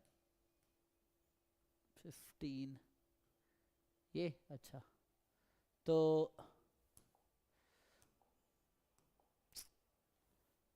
हाँ एक मिनट, आवाज क्लियर नहीं आ रही ना आपकी, सुन नहीं पाया मैं। सर ये बोल रहा था कि इसमें जब मैं कर रहा था तो इसमें प्रोसेस जो है इनफाइनाइट तरह से लग रही थी, कि मतलब करते रह जाओ ऐसा कुछ। ऐसा है, देखते हैं, रुकिए एक बार पढ़ के देखते हैं, पढ़े नहीं है। सो ये कह रहा है consider the experiment of throwing a die, if the multiple of 3 comes up throw a die again, if the other number comes up toss a coin, find the, नहीं तो यहाँ पे एक्चुअली वही कह रहा हूँ, कई बार ना हमें क्वेश्चन का इंटेंशन समझना है। जैसे कल भी एक क्वेश्चन लिखा था मैंने, जब मैं कह रहा था कि कॉइन टॉस किया, हेड आया तो फिर से कॉइन टॉस करो, टेल आया तो डाई रोल करो and stop the process. Third time roll नहीं होगा या टॉस नहीं होगा, यहाँ भी ऐसे ही है। तो मतलब मेन कई बार ना क्वेश्चन के, जैसे पिछले क्वेश्चन अभी हम नहीं सॉल्व कर पा रहे थे या नहीं कर पाए अभी भी, बिकॉज ऑफ उसका इंटेंशन नहीं समझ पाए हम। तो यहाँ भी ऐसे ही है, जैसे आपको ऐसा लग रहा है कि डाई को रोल किया, 3 का मल्टीपल आया तो फिर से थ्रो करो, लेकिन ये एक बार वन टाइम प्रोसेस ही है, उसके बाद नहीं करना है ऐसा।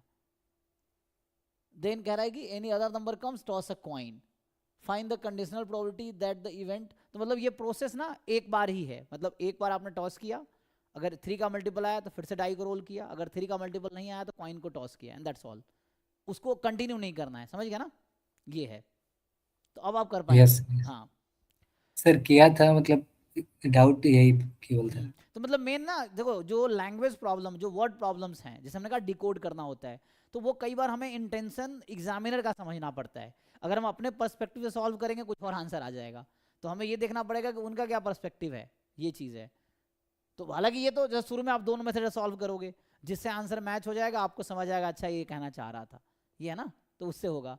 जैसे आप इन्फिनाइट रोल में कर ट्राई कर सकते हैं, एक में सिंगल जो टॉस है, थ्रो है, उस पर कर सकते हैं, तो आंसर सिंगल टॉस वाले से थ्रो हो जाएगा, ये है। क्योंकि आगे इसने ऐसा कुछ लिखा नहीं है ना, तो इसलिए हमने इसको समझना है कि कहीं पे स्टॉप करना। तो ये लैंग्वेज वर्ड प्रॉब्लम थोड़ी दिक्कत रहती है एग्जाम में भी। तो कोई एग्जाम में ट्राई करना हुआ ठीक है, नहीं हुआ छोड़ दें, क्या अब हमें अपना बेस देना है, जो पॉसिबल होगा वही करेंगे ना, ये चीज़ें हैं। तो जितना हम कर पाएंगे हमें सीखना है वही। तो अब हो जाएगा ना, बाकी लोग भी देख लो सॉल्व करके। जस्ट एक ही थ्रो है, एक अगर सैंपल स्पेस जस्ट मैं लिख दूं आपके लिए कि 3 का मल्टीपल आया तो 3 और 6, अगर ये आया तो इसने कहा कि फिर से थ्रो करो, 1 2 3 4 5 6, ये है। और अगर 3 का मल्टीपल नहीं आया तो 1 2 4 5, ये आया तो क्वाइन को टॉस करो, तो हेड टेल, ये है। तो इससे सैंपल स्पेस अगर आप लिखेंगे, कल जो मैंने प्रोसेस लिखा था वही है, इतना ही है, इसके आगे कंटिन्यू नहीं करना है। सो 3 1 3 2 3 6 तक, फिर 6 1 6 2, तो ये सब बेसिक है ना जो हमें ट्राई करना है। फिर ऐसे ही 1H है ना, 2H, ऐसा चलता रहेगा, थोड़ा लेंदी है ना, इसमें लिख देता हूँ फिर भी। तो यहाँ तक हो गया, आगे 1H, फिर 2H, 4H एंड 5H, ये हो जाएगा 1T 2T, ठीक है, 4T एंड 5T, ये हो जाएगा। ओके तो अभी ये है आपके पास टोटल सैंपल स्पेस। पूछा क्या है, find the conditional probability of event the coin shows a tail. तो एक ई मान लो ई इवेंट है, coin shows a tail, and F event है at least one die show 3, तो at least one die show 3, ठीक है। So ये आ जाएगा।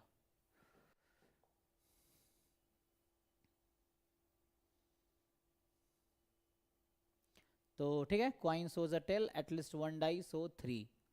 तो आपसे पूछा क्या गया है, probability of E given F, ये निकालिए। सो probability of E intersection F upon probability of F. अब आपको ध्यान रखना है कि यहाँ पे जो आउटकम्स हैं वो इक्वली लाइकली नहीं है, तो number of favourable outcome upon total number of outcome वाला फॉर्मूला काम नहीं करेगा, ठीक है।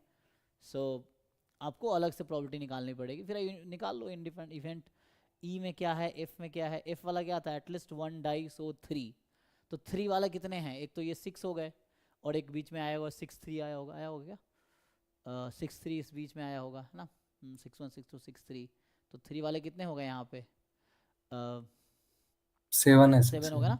तो ये ईच की प्रोबेबिलिटी जो होगी 1/36 होगी इसमें ऊपर वाली लाइन में, तो 7 × 1/36 रहेगा प्लस, अच्छा इसमें तो इतना ही है ना, एटलीस्ट वन डाई सो 3, इधर भी 3 है, इधर कहीं 3 तो है नहीं, तो ये हो गया। ये मैं किसका निकाल रहा था, डिनोमिनेटर का निकाल रहा था मैं। सो ये हम f की प्रोबेबिलिटी निकाल रहे थे ना, क्योंकि एटलीस्ट 1 डाइस हो 3 का निकाल रहे थे डिनोमिनेटर का। तो 7 इंटू 1/36 कैसे डिसाइड किया 1/36? क्योंकि डाइस 2 बार रोल हुआ, 3 जैसे मान लो 3 1 है तो 3 आने का पहले पे 1/6 और 1 आने पे 1/6 मल्टीप्लाई हो जाएगा, एंड है तो यहाँ पे ये ऐसा 1/36 और ये 7 टाइम ऐड करने के बजाय मैंने मल्टीप्लाई कर दिया 7 से, तो ये डिनोमिनेटर आ गया। अब ई इंटरसेक्शन एफ है, coin shows tail and at least 1 die. तो अब टेल के साथ 3 वाला देखना है मुझे कि टेल के साथ 3 वाला कितने हैं। तो ऐसा कोई है बताओ भाई, टेल के साथ कहीं 3 दिख रहा है हाँ आपको? सर, नो नहीं है ना, नो सर। तो ये 0 है। तो चलो एट द एंड कोई फर्क पड़ेगा नहीं, 0 ही आंसर आ जाएगा। देख लीजिए एक बारी, आंसर मैच कर लीजिएगा। यही है। ठीक है, ओके फिर तो हाँ, क्योंकि आंसर कई बार इसलिए भी मैच करना पड़ता है सो दैट हम ये समझ सके कि वो क्या सोच रहे हैं, है ना। वरना हम जो सोच रहे हैं ठीक है, हमारा अप्रोच वो है, लेकिन हो सकता है क्वेश्चन का इंटेंशन कुछ और हो जो हम नहीं समझ पाए हों, तो वैसा कई बार होगा। तो इस प्रोसेस में ऐसे कुछ क्वेश्चन मिलेंगे।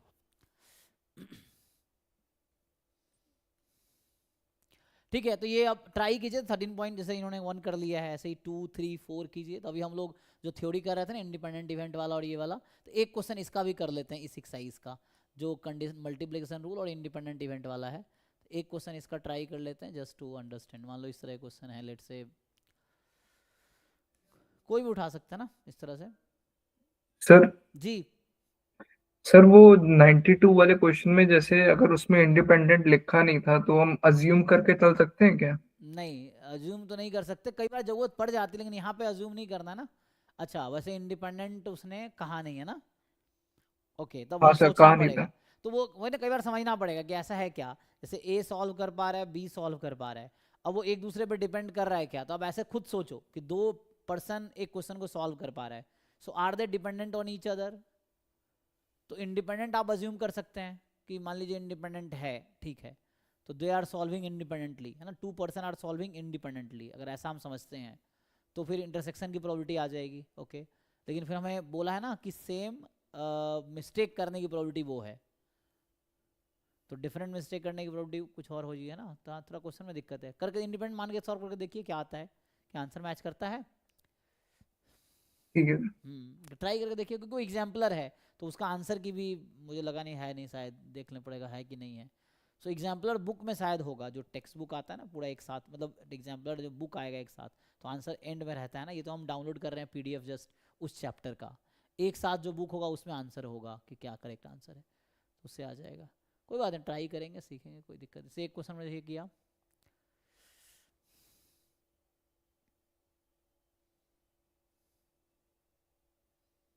अभी तो ऐसे ही बता रहे हैं ना, ए बी आर इंडिपेंडेंट, तो प्रोबेबिलिटी ऑफ, ये तो डेफिनेशन है, ठीक है। एनीवे हम लोग अभी बेस थ्योरम और टोटल प्रोबेबिलिटी देख रहे थे, तो एक दो क्वेश्चन इसका कर लेते हैं, इससे पहले टाइम खत्म हो जाए हमारा, है ना।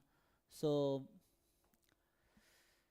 जैसे पार्टीशन अभी डिस्कस किया था हमने, फिर हमने टोटल प्रोबेबिलिटी डिस्कस किया है, फिर अभी फॉर्मूला हमने, एक्चुअली क्वेश्चन हम इसका ढूंढ रहे थे लेकिन कहीं और क्वेश्चन पे चले गए, फिर उसमें टाइम हमारा चला गया, ये है, ठीक है। तो इसको देखते हैं, कोई भी क्वेश्चन उठा लीजिए, एग्जाम्पल भी उठा सकते हैं, लेकिन एग्जाम्पल सॉल्व है तो मैं एडवाइस करूंगा आप खुद से कीजिए, नहीं हो तो सॉल्व सोल्यूशन देखिए, फिर भी नहीं हो तो मुझसे पूछिए, ये है, फिर मैं भी ट्राई करूंगा।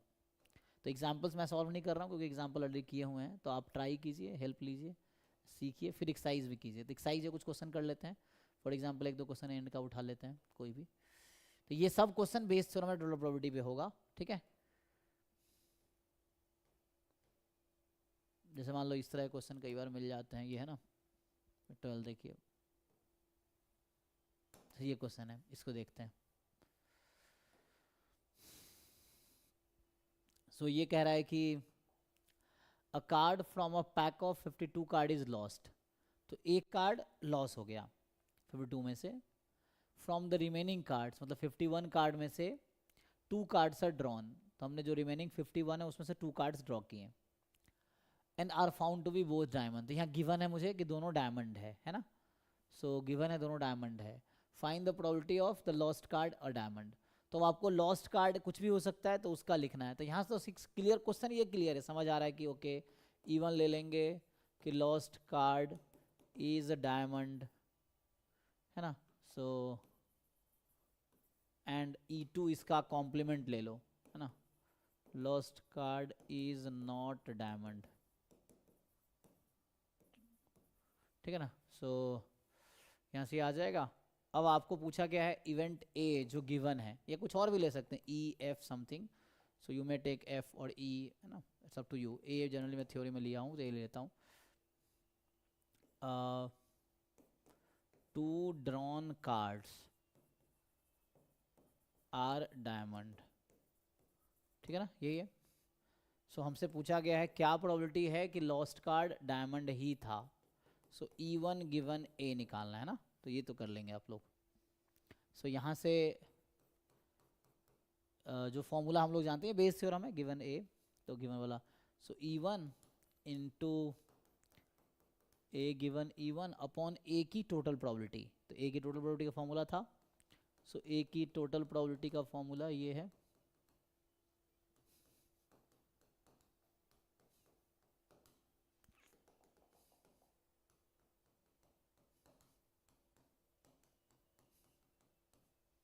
ठीक है। तो ये कीजिए और इसको हम लोग सॉल्व करते हैं। सो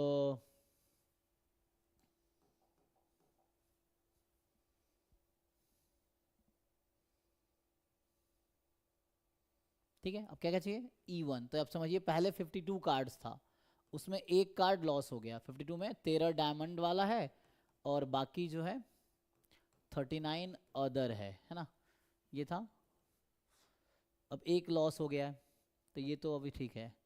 तो क्वेश्चन ये, find the probability of lost card diamond. तो पहले तो लॉस हुआ था ना, तो हम इसमें क्या क्या चाहिए मुझे, मैं अलग से 4 क्वांटिटी निकालना, मैं अलग से निकाल देता हूँ, फिर आप पुट कर लेना। सो हमें ज़रूरत है प्रोबेबिलिटी ऑफ E1 की। E1 है लॉस्ट कार्ड बीइंग डायमंड। तो लॉस्ट कार्ड मतलब क्या हुआ कि जैसे एक कार्ड खोया है तो कोई भी खो सकता है, सो इट इज़ 1। अच्छा, लेकिन लॉस्ट कार्ड बीइंग डायमंड, तो हमें डायमंड का फेवरेबल केस ढूंढना पड़ेगा ना कि डायमंड कितने हैं। तो एक डायमंड खोया, तो काइंड ऑफ ऐसा समझ सकते हैं कि 13 में से कोई एक कार्ड खोया है और टोटल 52 में से एक कार्ड खोया है, यही ना। E1 का लॉस्ट कार्ड इज डायमंड, तो मतलब 13 is the favourable choice and upon 52, तो ये आ गया। ऐसे ही प्रोबेबिलिटी ऑफ E2 तो उल्टा हो जाएगा, है ना, कि बोल रहा डायमंड नहीं है तो बाकी जो 39 रहा होगा उसमें से एक खोया होगा, एंड बाकी 52 में एक खोया, तो 39/52 ये आ गया, है ना। सो ये तो 1/4 और ये 3/4 ऐसा आ जाएगा। नाउ हमें और क्या चाहिए, हमें चाहिए ए गिवन E1। सो यहाँ गिवन है, मतलब अभी हम अज्यूम करेंगे कि डायमंड इज लॉस्ट, मतलब 1 card is lost, that was diamond, ये हम अज्यूम करेंगे। एंड देन क्या प्रोबेबिलिटी है कि नेक्स्ट 2 कार्ड जो मैंने ड्रॉ किया उसके बाद, लॉस होने के बाद, वो डायमंड होगा, है ना, ए गिवन E1। सो इसमें क्या सिचुएशन है कि 1 card is lost and given E1 लिया, तो मैंने 1 डायमंड कार्ड इज लॉस्ट। तो अब 51 कार्ड है पैक में, जिसमें 12 डायमंड है, मतलब 12 डायमंड कार्ड्स हैं। So out of 51 you have 12 diamond and बचे जो हैं 39 अदर है, ठीक है। सो 39 अदर कार्ड है। सो इसके बाद क्या होगा अब,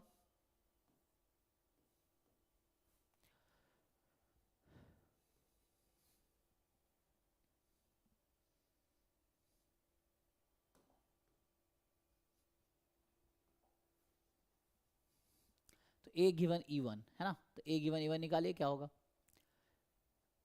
सो 2 कार्ड ड्रॉ किया ना, तो अब 12 में से 2 डायमंड होने चाहिए, यही ना, और बाकी 52 में से, सॉरी 51 है ना, क्योंकि एक तो लॉस हो चुका है। सो ये हो गया जी, यहाँ तक ओके है। सिमिलरली दूसरा केस है, मुझे चाहिए probability of A given E2। So E2 means lost card, E2 lost card is not diamond, तो मतलब जो अब हमारे पास E2 इस सिचुएशन में 51 कार्ड है एंड 51 में से 13 डायमंड है उसमें, एंड बाकी जो है 38 अदर कार्ड है इस सिचुएशन में ना, गिवन E2 वाले सिचुएशन में, इस वाले सिचुएशन में। तो अब ए गिवन E2 निकालना है मुझे। So A given E2 means when last card was not diamond, what is the probability that next 2 card will be diamond, यही ना। तो अगेन अब 13 में से 2 डायमंड निकलेगा और 51 में से 2 डायमंड निकलेगा, ओके है। तो इसको सिंप्लीफाई कीजिए आप लोग और बताइए कितना आएगा। तो वैसे को लिखते तो ये 13 × 12 और ये होगा 51 × 50 जी। यहाँ से लिखोगे तो ये 12 × 11, यही ना, एंड 51 × 50, पुट कर लीजिए यहाँ पे, तो इसको पुट करेंगे यहाँ पे तो E1 1/4 into A given E1 वहाँ पे है 13 इंटू 12 51 इंटू 50 अपॉन ऐसे ही 1/4 13 इंटू 12 51 इंटू 50 प्लस E2 की प्रोबेबिलिटी है 3/4 एंड ए गिवन E2, तो ए गिवन E2 मतलब है 12, एक उल्टा लिख दिया क्या मैंने, उल्टा लिख दिया ना, क्योंकि ए गिवन E1 लिखना था मुझे पहले, तो यहाँ मैंने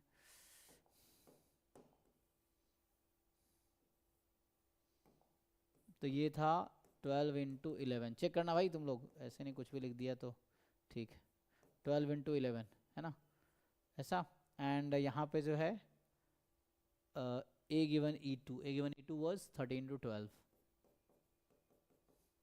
क्रॉस चेक करो है ना, कुछ गलत लिखूं तो आप एक बार पूछो, मतलब एटलीस्ट क्रॉस चेक करो ना क्या है।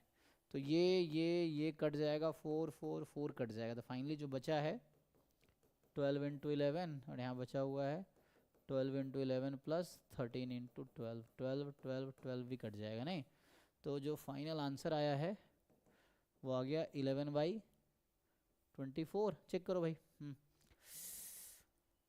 इज इट, देख लो आंसर मैच कर लेना। तो ये एक बेस थ्योरम का क्वेश्चन हो गया, ठीक है। पूछिए अगर कुछ डाउट है तो ऐसे कई सारे क्वेश्चन सॉल्व कीजिए, क्योंकि ये सब आपको जैम गेट नेट तीनों एग्जाम में बेस थ्योरम पे, इंडिपेंडेंट इवेंट पे, टोटल प्रोबेबिलिटी पे क्वेश्चन आए हुए हैं और आएंगे भी, ठीक है जी। अच्छा 7 to 9 लेक्चर लें, कोई दिक्कत नहीं, आप कहेंगे 7 to 9 हो जाएगा, so it's up to you. अच्छा आज भी संडे था तो चूंकि मैं है ना कॉलेज गया था तो इसलिए मैं लेट रखा था, 7 to 9 कर लेंगे, कोई दिक्कत नहीं है, इट्स फाइन। अब बताएंगे तो उसके हिसाब से हो जाएगा, तो कल से 7 to 9 ही रहेगा, क्योंकि आज दूसरा लेक्चर था नहीं, तो मैं एंड में इसलिए रखता हूँ क्योंकि मैं वही खाली हूँ, तो दिन में कॉलेज जाकर अपना रिसर्च करते हैं, तो वैसा है, तो कॉलेज से आने में लेट हो जाता है रोज़ 10 मिनट 5 मिनट, वैसा है, तो 7 to 9 ही रहेगा कल से।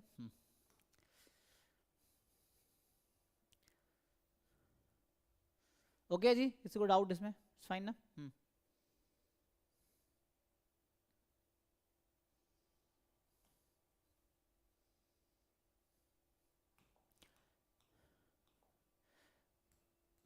बाकी एक दो क्वेश्चन करके देखो आप लोग। अरे यहीं ख़त्म कर दिया इन्होंने, इसमें तो यहीं ख़त्म कर रखा है, लेकिन है आगे भी, ठीक है ना, वो रैंडम वेरिएबल वो सब जो था ना, तो आगे भी है, इसमें तो ख़त्म कर रखा है यहाँ पे, लेकिन आगे भी जैसे है ना एग्जाम्पलर वाला जो बुक हमने खोला था उसमें 12th का अगर टेक्स्ट बुक आप देखोगे ना तो टेक्स्ट बुक में और भी हैं, जैसे ये खोला था ना हमने, तो इसमें रैंडम वेरिएबल क्या है, इस प्रॉपर्टीज़ क्या है, तो एक बार बेसिक बता ही देता हूँ, टाइम है ना हमारे पास। देखो इसमें क्या है, तो मेनली जो यहाँ पे बता रहा मैं इनका समझा देता हूँ, ये कहना क्या चाह रहे हैं। जो 12th क्लास के NCERT अगर आपने पढ़ा होगा तो आपके टाइम पता नहीं क्या था, ये थे नहीं था, है ना। हाँ टाइमिंग हम लोग फिक्स रखेंगे, है ना, टाइमिंग अभी जैसे एक बैच 7 to 9 चल रहा था, आपका 7 to 9 ही रखेंगे, कभी कभी चेंज होकर होगी तो वैसा होगा, तो एक बैच का टाइम फिक्स रखेंगे, है ना। वो तो जैसे, क्योंकि एक फिक्स करना पड़ेगा, तो बाकी बैचेज भी अभी आएंगे ओवर टाइम, जैसे अभी तो 26 के लिए ही चल रहा है जैम गेट नेट का, तो वैसा रहेगा, तो अभी टाइम 7 to 9 का ही रखते हैं आप लोगों का, ठीक है। क्योंकि इसमें CUET 26 वाला, जैम 27 वाला बैच है ना, बाकी गेट नेट वाले में तो अभी तो मतलब कंबाइन बेसिक कंबाइन कर रहे हैं, टाइम उसके हिसाब से पता चल जाएगा, लेकिन जो भी टाइम होगी 6 to 12 के बीच शाम का रहेगा, रात को, ये है। तो डिफरेंट बैच का जब सेपरेट होगा तब बताना, अभी तो बेसिक 7 to 9 में चलाते हैं। तो ये अभी हमने जो ओपन किया है क्लास 12th का NCERT है ना, एग्जाम्पलर, उसमें जब रैंडम वेरिएबल वहाँ जो पढ़ाते क्या है देखिए, तो कह रहा है random variable is a real valued function whose domain is sample space of random experiment. तो random variable generally capital X से हम डिनोट करते हैं, ये रैंडम वेरिएबल है, ठीक है। सो ये आपका रैंडम वेरिएबल है, सो इसको X is a function from sample space to real number. So random variable एक फंक्शन है जिसका डोमेन सैम्पल स्पेस है, कोडोमेन रियल नंबर है, ठीक है। So random variable is a real valued function whose domain is sample space of random experiment.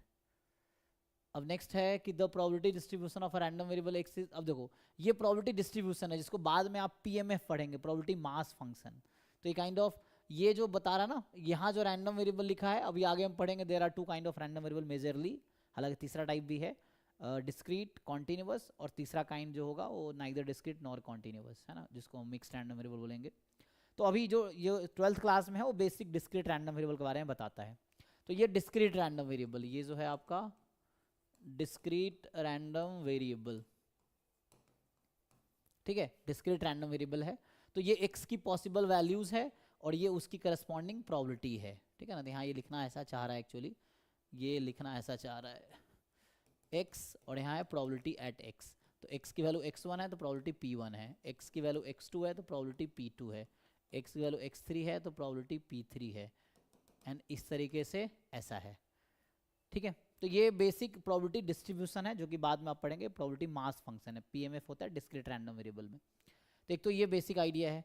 दूसरा अब ये मीन और वेरिएंस का आपको फॉर्मूला बताएगा, तो ये भी डिस्क्रीट के लिए बताएगा। ये जो रैंडम वेरिएबल 12th क्लास में है, ओनली डिस्क्रीट रैंडम वेरिएबल पढ़ना है आपको 12th क्लास में। सो डिस्क्रीट में मीन का क्या फॉर्मूला है, तो ये मीन का फॉर्मूला म्यू बराबर E X summation x I P I, मतलब summation x I and probability capital X is equal to X I, ये है आई फ्रॉम 1 to n। तो अगर ऐसा पीएमएफ दे रखा है या प्रोबेबिलिटी डिस्ट्रीब्यूशन दे रखा है तो उसका एक्सपेक्टेशन आप ऐसा निकालेंगे। टेबल के थ्रू भी जा सकते हैं, एक इसमें और कॉलम ऐड कर दीजिए तो उससे आ जाएगा, ठीक है। तो एक तो ये हो गया, एक मिनट, तो अच्छा रुको,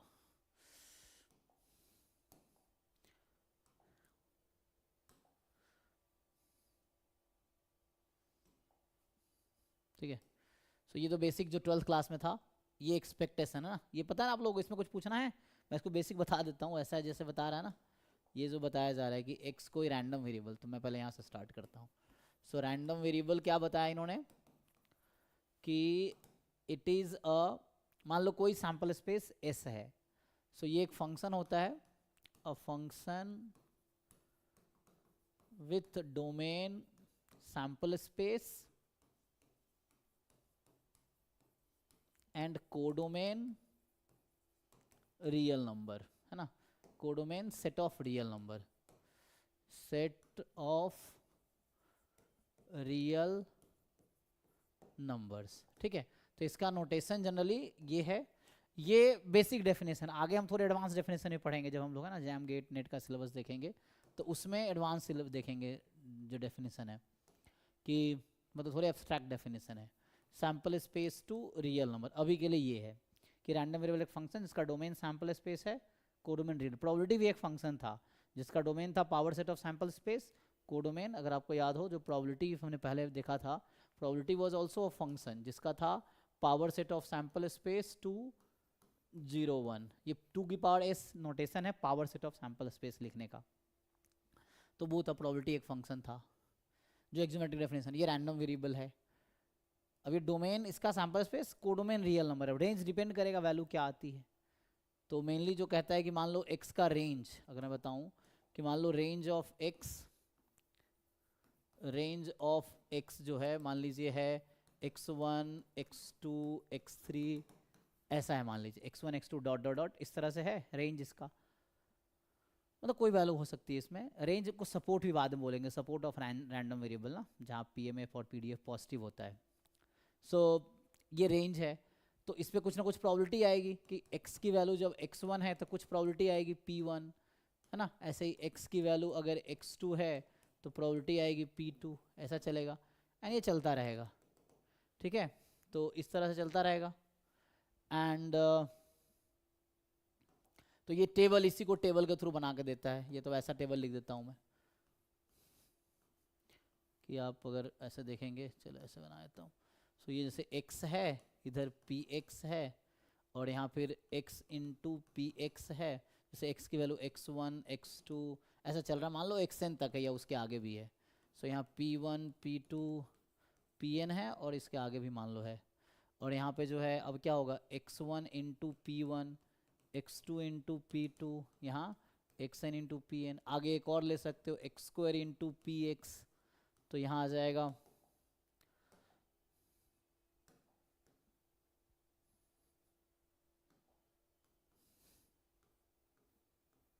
ठीक है। तो आगे जब आप लिखोगे कि x1 square p1 x2 square p2 x n square p n, इस तरह से है। एंड बाद में ना, तो ये जो इसी का सम जो है मीन है। अगर आप देखेंगे जो बताना चाह रहा है ये, कि जो म्यू है एक्सपेक्टेशन ऑफ एक्स, तो ये है summation x i into p i, i from 1 to infinity तक लेना, इन्फिनिटी तक ले लो। तो ये इसका अगर सम करेंगे तो म्यू है टोटल, ठीक है, जिसको ई एक्स भी बोलते हैं। इसका सम करेंगे तो ई एक्स स्क्वायर है। अगर मैं यहीं से लिखूं ई एक्स स्क्वायर, तो क्या है summation x i square into p i, i from 1 to n. फिर आगे एक वर्ड आपने सुना होगा वेरिएंस, है ना। तो ये जो वेरिएंस है, वेरिएंस ऑफ एक्स, तो एक्चुअल डेफिनेशन ये होता है कि एक्स माइनस म्यू का होल स्क्वायर और इसका एक्सपेक्टेशन। इसी को जब आप ओपन करते हैं तो ऐसा बनता है दिस। सो ये वेरिएंस का फॉर्मूला है। तो पहले आपको ये दोनों निकालना ही पड़ेगा, फिर इन दोनों की हेल्प से वेरिएंस। फिर वर्ड आता है स्टैंडर्ड डेविएशन, है ना, स्टैंडर्ड डेविएशन। सो ये एस डी, तो ये आ जाएगा root under variance of x, जो वेरिएंस का रूट है उससे हो जाएगा, ठीक है। तो इससे आ जाएगा आपका।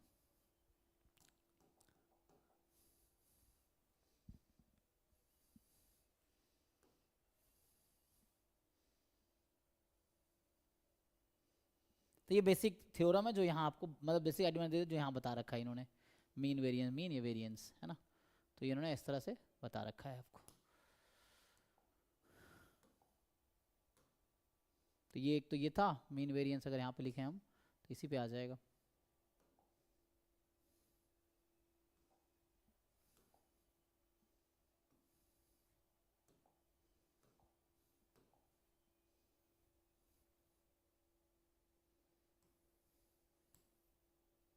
ठीक है, तो इसको इस पर ओवरलैप करवा देते हैं। तो यहाँ तक ऐसा है। तो ये आपके पास मीन और वेरिएंस जो एनसीईआरटी में लिखा हुआ है, यहाँ तक ओके है। तो ये इतना अभी इस टॉपिक में होगा। आगे एक और टॉपिक होगा मीन और वेरिएंस, मतलब स्टैंडर्ड डेविएशन क्या है, वेरिएंस का स्क्वायर रूट है रैंडम वेरिएबल के सेंस में। अब आगे बर्नौली ट्रायल, बाइनोमियल डिस्ट्रीब्यूशन। तो यहाँ पे जाके 12th क्लास की, मतलब जो 12th की एनसीईआरटी है उसमें ये आपका खत्म हो जाता है। हाँ हाँ हाँ, जैसे अभी बेसिक स्टैटिस्टिक्स डिस्कस कर रहे हैं, ऐसे हम बेसिक मैथमेटिक्स भी डिस्कस करेंगे 11th-12th क्लास का, ठीक है। तो ये फास्ट फॉरवर्ड मोड में, बहुत जैसे 11th-12th में हम लोग पढ़ते हैं ना, एक साल में पूरा 11th का पढ़ते हैं, एक साल में 12th, वैसा नहीं फास्ट। जैसे अभी पिछले 3-4 क्लास में हमने ये खत्म कर लिया परम्यूटेशन, कॉम्बिनेशन, प्रोबेबिलिटी। अब आपकी ड्यूटी है बैठ के एक बार सॉल्व करना एग्जाम्पल्स, एक्सरसाइजेस, क्योंकि आपको भी अब काफ़ी आसान लगेगा। जब आप 11th-12th में थे तब थोड़ा मुश्किल हो सकता लगा हो, may be that time, but अब बहुत आसान लगेगा। तो जैसे एक बार रिकॉल कर लेना है, और स्टिल कुछ दिक्कत है तो वो डिस्कस करना है। तो अभी हम स्टैट्स का कर रहे हैं, मैथ का भी बेसिक डिस्कस करेंगे। ठीक है, तो देखो इसमें अब ये 2 टॉपिक समझाना रह गया। तो एक तो है बर्नौली ट्रायल और दूसरा है बाइनोमियल डिस्ट्रीब्यूशन, जो कि 12th क्लास में था, ठीक है। फिर हम मैथ्स पे आएंगे। तो हो गया आज, तो ये थ्योरी खत्म हो गई, तो आज ही हम इसको कंप्लीट कर लेंगे। 10 मिनट है अभी, तो उसको अभी इसको कंप्लीट करके फिर अभी मैथ्स पोर्शन का भी देखेंगे, basic, limit, continuity, differentiability, differentiation, integration, है ना, और जो चैप्टर चाहिए आपको बेसिकली वो देख लेंगे। तो ऐसा, तो मैं तो अपना फास्ट कर रहा हूँ, आप सीधा एक एक क्वेश्चन सॉल्व करो बैठ के, एग्जाम्पल एक्सरसाइज सॉल्व करके एटलीस्ट देख लो। आसान लग रहा है दैट्स फाइन, समझ गए ना। हाँ, वैसे सिलेबस में पहले मैथ स्टार्ट होगा। अभी मैंने बेसिक यहाँ से स्टार्ट किया है। जो एक्चुअल सिलेबस स्टार्ट होगा उसमें पहले मैथ्स होगा, फिर स्टैटिस्टिक्स होगा, है ना। जो आपका जैम, गेट, नेट या सीयूटी का जो सिलेबस अभी स्टार्ट करेंगे, अभी तो बेसिक कर रहे हैं। तो बेसिक मैंने परमुटेशन, कॉम्बिनेशन, प्रोबेबिलिटी से स्टार्ट किया 11th-12th का, बट सिलेबस जो स्टार्ट होगा मैथ्स पोर्शन पहले होगा, तो वो आपको हेल्प करेगा स्टैट्स पोर्शन में, ठीक है। अभी हम सिलेबस नहीं, एक्चुअल सिलेबस स्टार्ट नहीं किया हमने, हम तो बेसिक कर रहे हैं अभी, ये है।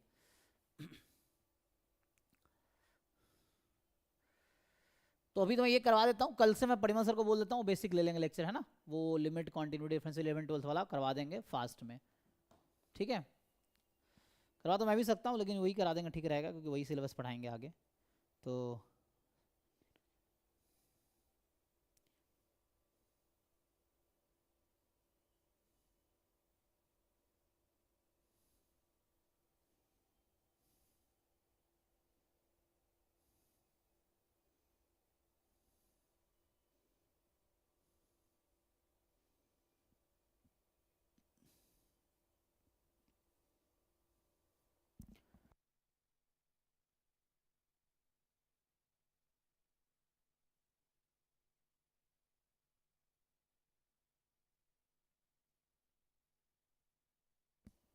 ठीक है जी। तो अभी इसको मैं एक बार डिस्कस कर लेता हूँ, फिर हम वो करते हैं। तो मेनली क्या है, बर्नौली ट्रायल पढ़िए क्या होता है। सो इनके हिसाब से बर्नौली ट्रायल क्या है। सो जो डेफिनेशन है बर्नौली ट्रायल का, बर्नौली ट्रायल्स, बाद में बर्नौली डिस्ट्रीब्यूशन अलग आएगा, ये बर्नौली ट्रायल है ना। सो बर्नौली डिस्ट्रीब्यूशन अलग आएगा। ये हो सकता है बेसिक मैं ही करा देता हूँ 11 12 वाला, फिर प्रोफेसर बोलेंगे सिलेबस स्टार्ट कर लेंगे वो, तो उनको पता चल जाएगा। सो बर्नौली ट्रायल में क्या है, trials of a random experiment are called Bernoulli trials if they satisfy the following condition, है ना। Bernoulli trial अलग है, Bernoulli distribution अलग है, ठीक है। So trial में क्या है कि there should be a finite number of trials, like a coin is tossed 100 times, coin is tossed 50 times, या die is rolled 10 times, इस तरह से ट्रायल होगा। ट्रायल should be independent, एक ट्रायल दूसरे ट्रायल को इफेक्ट नहीं करेगा, है ना। तो each trial will be independent and each trial has exactly 2 outcomes, success और फेलियर, और हर ट्रायल पे 2 ही आउटकम होगा, सक्सेस और फेलियर, ठीक है। So it will be success और फेलियर। एंड कह रहा है कि the probability of success remain same in each trial. तो इसको दूसरे तरीके से ऐसा भी लिख सकते हैं कि trials are identically distributed, trials are identical, है ना, या आइडेंटिकली डिस्ट्रीब्यूटेड कह सकते हैं, ठीक है। ये इसको ऐसा भी कह सकते हैं। तो ये बर्नौली ट्रायल था, जो बाइनोमियल डिस्ट्रीब्यूशन है, स्पेशली यहाँ बाइनोमियल डिस्ट्रीब्यूशन पढ़ना है। ऐसे बहुत सारे डिस्ट्रीब्यूशन सिलेबस में है, तो क्लास 12th में एक ही डिस्ट्रीब्यूशन है, बाइनोमियल डिस्ट्रीब्यूशन, जो कि बाइनोमियल थ्योरम आप जानते हैं उससे। तो है ना, ये एनसीआर अभी बाइनोमियल थ्योरम लिखा था हमने, उससे पता चल जाएगा आपको। ये क्या, एनसीआर पी की पावर आर, है ना, एनसीआर पी की पावर आर क्यू की power n minus r. R की वैल्यू क्या हो सकती है, 0 1 2 अप टू एन। तो ये पीएमएफ है, प्रोबेबिलिटी मास फंक्शन। तो क्या है बर्नौली डिस्ट्रीब्यूशन, क्या होता है समझते हैं। So random variable x taking value 0 to n। तो बर्नौली में फिक्स है कि x की वैल्यू 0 से n तक होगी, क्योंकि यहाँ x रिप्रेजेंट क्या करता है बाइनोमियल में, x रिप्रेजेंट करता है actually number of success in n trials. अगर मैं इसको लिखूं तो ये जो यहाँ x है ना, ये है number of successes in n Bernoulli trials, n Bernoulli trials.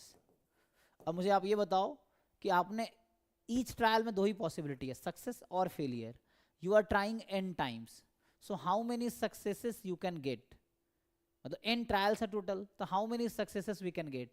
तो मिनिमम 0 हो सकता है every time we get failure, या maybe 1 success you get n minus 1 failures, 2 success you get n minus 2 failures, और maybe every time you get the success, तो n success. तो जो x है यहाँ पे, जो x का रेंज है वो होगा 0 टू n, जो ये लिख रखा है ना। तो ये जो x है, x का जो रेंज होगा वो होगा 0 1 से लेके n तक, तो 0 टू n ऐसा हो जाएगा, ठीक है।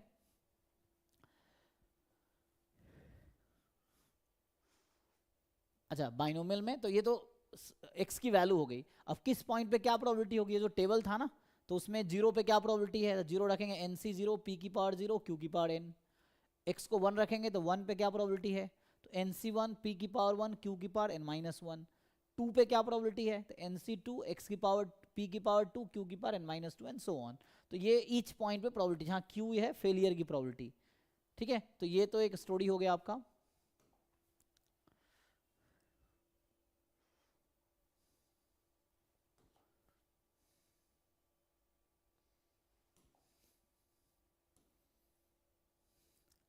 सो मेनली मैं थोड़ा सा बाइनोमियल की स्टोरी और डिटेल में बता देता हूँ। तो जो ये बाइनोमियल डिस्ट्रीब्यूशन इन्होंने लिखा है ना,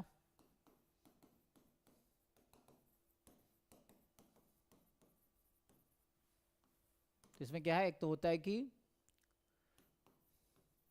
there are n Bernoulli trials. आप बर्नौली ट्रायल समझ गए हैं, या मैं IID ट्रायल भी लिख सकता हूँ, बर्नौली ट्रायल्स। तो each trial has only 2 possibility, success और फेलियर। यहाँ पे एक P आता है, probability of success in each trial, probability of success in each trial, ठीक है। Q जो आएगा, probability of failure in each trial, probability of failure in each trial, ठीक है। एंड तो ऑब्वियसली P प्लस Q यहाँ 1 होगा, ठीक है। x जो रिप्रेजेंट करता है number of successes in n trials, वही n बर्नौली ट्रायल्स। तो x का रेंज क्या होगा, तो x can take value 0 1 2 up to n। अब किस पॉइंट पे क्या प्रोबेबिलिटी आएगी वो इसके अकॉर्डिंग डिसाइड होता है कि probability x is equal to r, तो n c r p की पावर r 1 माइनस p, जो कि q भी है, तो 1 माइनस p लिखो या q लिखो, है ना। सो q की पावर n माइनस r, और r बराबर 1, सॉरी r बराबर 0 1 2 टू n। अच्छा, ये टेबल में एक कंडीशन था, वो लिखाया नहीं मैंने ना, ये देखो ये कंडीशन है कि ईच पी की प्रोबेबिलिटी 1 होनी चाहिए। जो टेबल प्रोबेबिलिटी डिस्ट्रीब्यूशन था ना, इसमें ईच प्रोबेबिलिटी एक तो नॉन नेगेटिव या पॉजिटिव होगा, एंड ये दिख रहा है आप लोगों को इसमें एक कंडीशन कि ईच पी पॉजिटिव होगा और सबका सम 1 होगा, ठीक है। Each P will be positive and सबको ऐड करोगे तो 1 आएगा, सबको ऐड करोगे तो 1 आएगा। यहाँ ईच पी पॉजिटिव है और समेशन ऑफ ऑल पी 1 आएगा, ये एक कंडीशन है यहाँ पे, तो ये आपका एक कंडीशन रहेगा, ठीक है।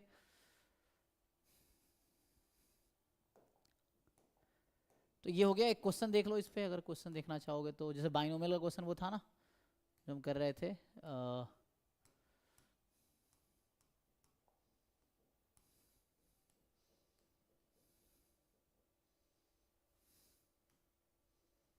जैसे मान लो अभी के लिए ये क्वेश्चन देखो। बाकी बाइनोमियल में थोड़ी स्टोरी भी है, मीन वेरिएंस वाली बताया नहीं है ना। तो मतलब ये क्वेश्चन अगर हम सॉल्व करें तो क्या आंसर आएगा। इससे पहले मैं बताऊं कि बाइनोमियल में होता क्या है कि ये जो बाइनोमियल डिस्ट्रीब्यूशन है ये x है। सो यहाँ से अगर आप ex निकालोगे ना, इसका एक्सपेक्टेशन ऑफ x अगर आप फाइंड करोगे, जो कि आप जानते ही होंगे सब लोग, ex कितना आएगा, तो summation x into probability at x, तो r की जगह x करना पड़ेगा, तो x की वैल्यू 0 से n, इसको अगर सॉल्व करोगे तो आएगा np। और वैसे ही वेरिएंस, अगर आप वेरिएंस ऑफ x का प्रूफ लिखना चाहोगे तो ये आएगा npq, मतलब ये फॉर्मूला है दैट कैन बी प्रूव्ड। जो भी फॉर्मूला वो एक थ्योरम है, उसका प्रूफ लिखा जा सकता है, यू कैन ऑल्सो राइट। अब नहीं कर पाओ तो मुझे बता सकते हो, मैं प्रूफ कर दूंगा कैसे आता है ये। लेकिन कोशिश करना जितने भी फॉर्मूला लिखे जाते हैं ना, आप ट्राई करना उसका प्रूफ आपको आता हो, क्योंकि ये हेल्प करेगा। क्योंकि प्रूफ जब आप लिखेंगे ना तो बीच में बहुत सारे स्टेप्स हैं जो आपको समझ आएगा, तो आपको कॉन्सेप्ट उससे क्लैरिटी बढ़ेगी। एंड कई बार फॉर्मूला याद नहीं है तो आप प्रूफ भी कर सकते हो इंस्टेंटली, या अगर नहीं भी फॉर्मूला याद है, क्वेश्चन ऐसा आ गया फॉर्मूला याद नहीं, जैसे फॉर्मूला का प्रूफ होता है वैसे क्वेश्चन का सॉल्यूशन हो जाएगा। So try to know proof, ये आपको हेल्प करेगा। जैसे मान लो मैंने लिख दिया कि ये एनपी आता है, बट आपको पता होना चाहिए कैसे एनपी आता है। आप सॉल्व करके देखो कि एनपी कैसे आएगा, नहीं आता आप पूछो कि मैं सॉल्व करके फिर बताऊंगा, या वो अल्टरनेटिव वे होगा। तो एटलीस्ट आपको प्रूफ याद रहेगा, तो वो अल्टीमेटली नुकसान तो नहीं करेगा, हेल्प ही करेगा आपको, ये है। सो जो भी रिजल्ट्स यूज होते हैं कोशिश करो उसका प्रूफ जानो आप, है ना। ये चीज़ है, याद रहे ना, एटलीस्ट बताओ कि कैसे होता है। सो ट्राई टू नो, ये नहीं तो पूछो, क्योंकि आप फीस दिए हो तो उसका बेनिफिट लो, तो उसके लिए आप क्वेश्चन करो, फिर आपको हम हेल्प करेंगे, ये चीज़ें हैं। और देखो कोई परफेक्ट नहीं है, मैं भी नहीं हूँ, कोई भी नहीं है, बट जितना हो सकता है उतना कोशिश करेंगे, ये चीज़ें हैं। एनीवे इस पे आते हैं। So X follows binomial distribution with parameter ना, इसको ऐसा लिखते हैं हम लोग। तो इसमें थोड़ा सा अगर लिखूँ मैं तो we write x has a binomial distribution with parameter n, p, ठीक है ना, ये ऐसा है। ठीक है। सो आगे देखते हैं क्वेश्चन। एक्चुअली मैं काफ़ी है ना इस फील्ड में एक्सपीरियंसड हूँ। मैं जब पहले बताया था, जो फर्स्ट लेक्चर बच्चे रहे उनको बताया, मैं पिछले 15 साल से कोई ना कोई कोर्स पढ़ा रहा हूँ। मैंने बहुत जर्नी देखी है ना, 10th 12th फिर BSc, है ना, DU, IIT Delhi, IIT Bombay, IIT Kharagpur, अभी मैं खुद एक सेंट्रल यूनिवर्सिटी में प्रोफेसर हूँ। तो इस तरह से है, तो वैसा है कि बहुत, तो आपके जो ज़्यादातर प्रॉब्लम होगा उसका सोल्यूशन मेरे पास होगा, कुछ होगा जो नहीं होगा तो उसको सीखूंगा मैं भी, वो चीज़ें हैं।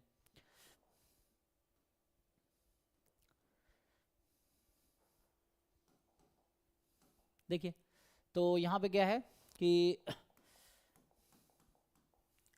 x follows binomial distribution with parameter np। अच्छा p की वैल्यू क्या है पता नहीं, p ही निकालना है एक्चुअली, है ना, एंड आगे लिखा हुआ वो कट गया है।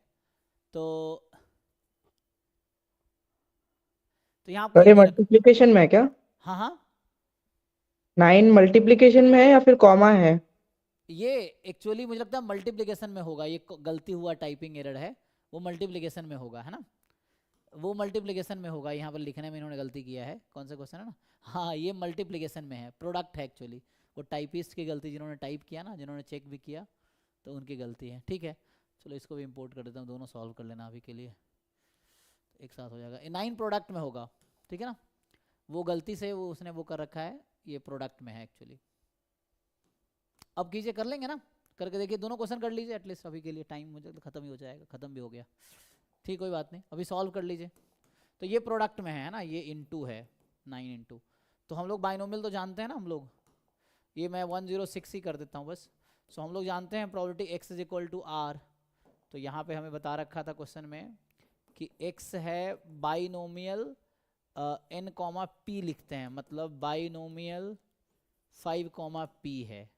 सो जब आप इसका प्रोबेबिलिटी लिखेंगे, मान लो x पे या r पे, किसी भी पॉइंट पे, x पे लिखना है x पे लिख लो, सो n चूज x, सो n आपका 5 है ना, 5 चूज x, p की पावर x, p तो पता ही नहीं है, यही लिखना है, 1 माइनस पी जो कि q होता है 5 माइनस x, x की वैल्यू यहाँ हो सकती है 0 1 2 3 4 5।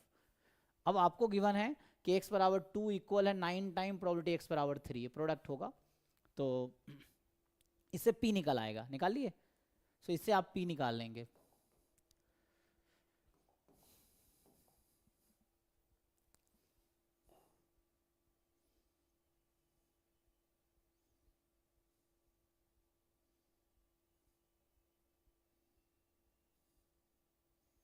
तो प्रोबेबिलिटी x बराबर 3 equal to 9 time probability, sorry x बराबर 2 equal to 9 time probability x बराबर 3, तो ये पुट कीजिए, इससे क्या आता है, सो 5c2 p की पावर 2 1 माइनस p की पावर 3 बराबर 9 टाइम 5c3 p की पावर 3 1 माइनस p की पावर 2, मैंने इसी को आगे लिखा है उस फॉर्मूले के अकॉर्डिंग। तो अब होगा क्या, कॉमन देखिए, 5c2 5c3 इक्वल ही होता है। अब ये p स्क्वायर p क्यूब है, तो ये पावर 3 से p स्क्वायर कट जाएगा, यहाँ पावर 3 ये पूरा कट जाएगा इस पावर से, तो बचा क्या आपके पास, अभी जो आपके पास बचा है, इधर बचा हुआ है 1 माइनस p, और उधर बचा हुआ है जस्ट p 9 टाइम के साथ, ठीक है जी। सो 10p बराबर 1, तो यहाँ से p बराबर 1/10 मतलब 0.1 हो गया, ठीक है। सो p आपका 0.1 आ गया, पूछा क्या था, p ही तो पूछा है, सही बताया आपने, है ना। ऐसे ही आप ये कर लेंगे, ये क्वेश्चन जो है 105 ट्राई कीजिए। तो मेनली मैंने थोड़े फास्ट फॉरवर्ड मोड में आपको ये करा दिया है 3 टॉपिक। तो अभी आपको जो देखना है 11th के NCERT में आपको 2 चैप्टर करने हैं, एक तो चैप्टर नंबर 7 था परम्यूटेशन कॉम्बिनेशन, ये देख के आना है, जो डाउट है वो डिस्कस करेंगे, परम्यूटेशन कॉम्बिनेशन, और दूसरा जो चैप्टर अभी हमने किया था 16 था ना, प्रोबेबिलिटी, ये देखा था। फिर अभी कल और आज में हमने 12th क्लास वाला जो NCERT है, क्लास 12th के NCERT, उसमें चैप्टर नंबर 13 है प्रोबेबिलिटी, मतलब इसी का कंटिन्यूएशन है। तो ये 3 चैप्टर अभी हमने 11 12th के बुक से देखे हैं, तो ये आपको देख के कंप्लीट करना है। कल इसका हम लोग डाउट्स जो आपका रहेगा वो देखेंगे, नहीं तो फिर हम आगे थोड़ा स्टार्ट करेंगे। तो बेसिक मैं स्टार्ट करूँगा सेट से, एक बार सेट थ्योरी देखेंगे कल, फिर जैसे सेट थ्योरी है, फिर आएगा फंक्शन, है ना, फिर लिमिट, कॉन्टिन्यूटी, ये सब 11 12th की बुक से ही देखेंगे, क्योंकि हमें बेसिक फंडामेंटल एक बार रिफ्रेश करना है, वही है बस, है ना। फिर लिमिट है, कॉन्टिन्यूटी है, डिफरेंशियबिलिटी है, डिफरेंशिएशन है, ये सब देखेंगे। तो ये आप कंप्लीट करके आइए, जो डाउट रहेगा वो देखिए। फिर ये सब बेसिक मैथ के कंटेंट है जिसकी ज़रूरत पड़ेगी हमें, ठीक है। और ये स्टैटिस्टिक्स का बेसिक कंटेंट है, और भी टॉपिक्स आएगा देखेंगे, पहले ये सब कंप्लीट करेंगे, set theory, function, limit, continuity, differentiability, differentiation, integration, ये सब, ठीक है। तो आज यहीं स्टॉप करते हैं, ये आपका होमवर्क है, ये कंप्लीट करके आना है, जो डाउट रहेगा वो पूछना है। फिर कल हम लोग सेट थ्योरी से स्टार्ट करेंगे, set, function, limit, continuity, differentiability, differentiation, integration, और भी टॉपिक देखेंगे, मेनली कैलकुलस देखेंगे, ठीक है। चलिए अभी के लिए थैंक यू, कल मिलते हैं फिर, कल 7 to 9 रहेगी आप लोग, है ना।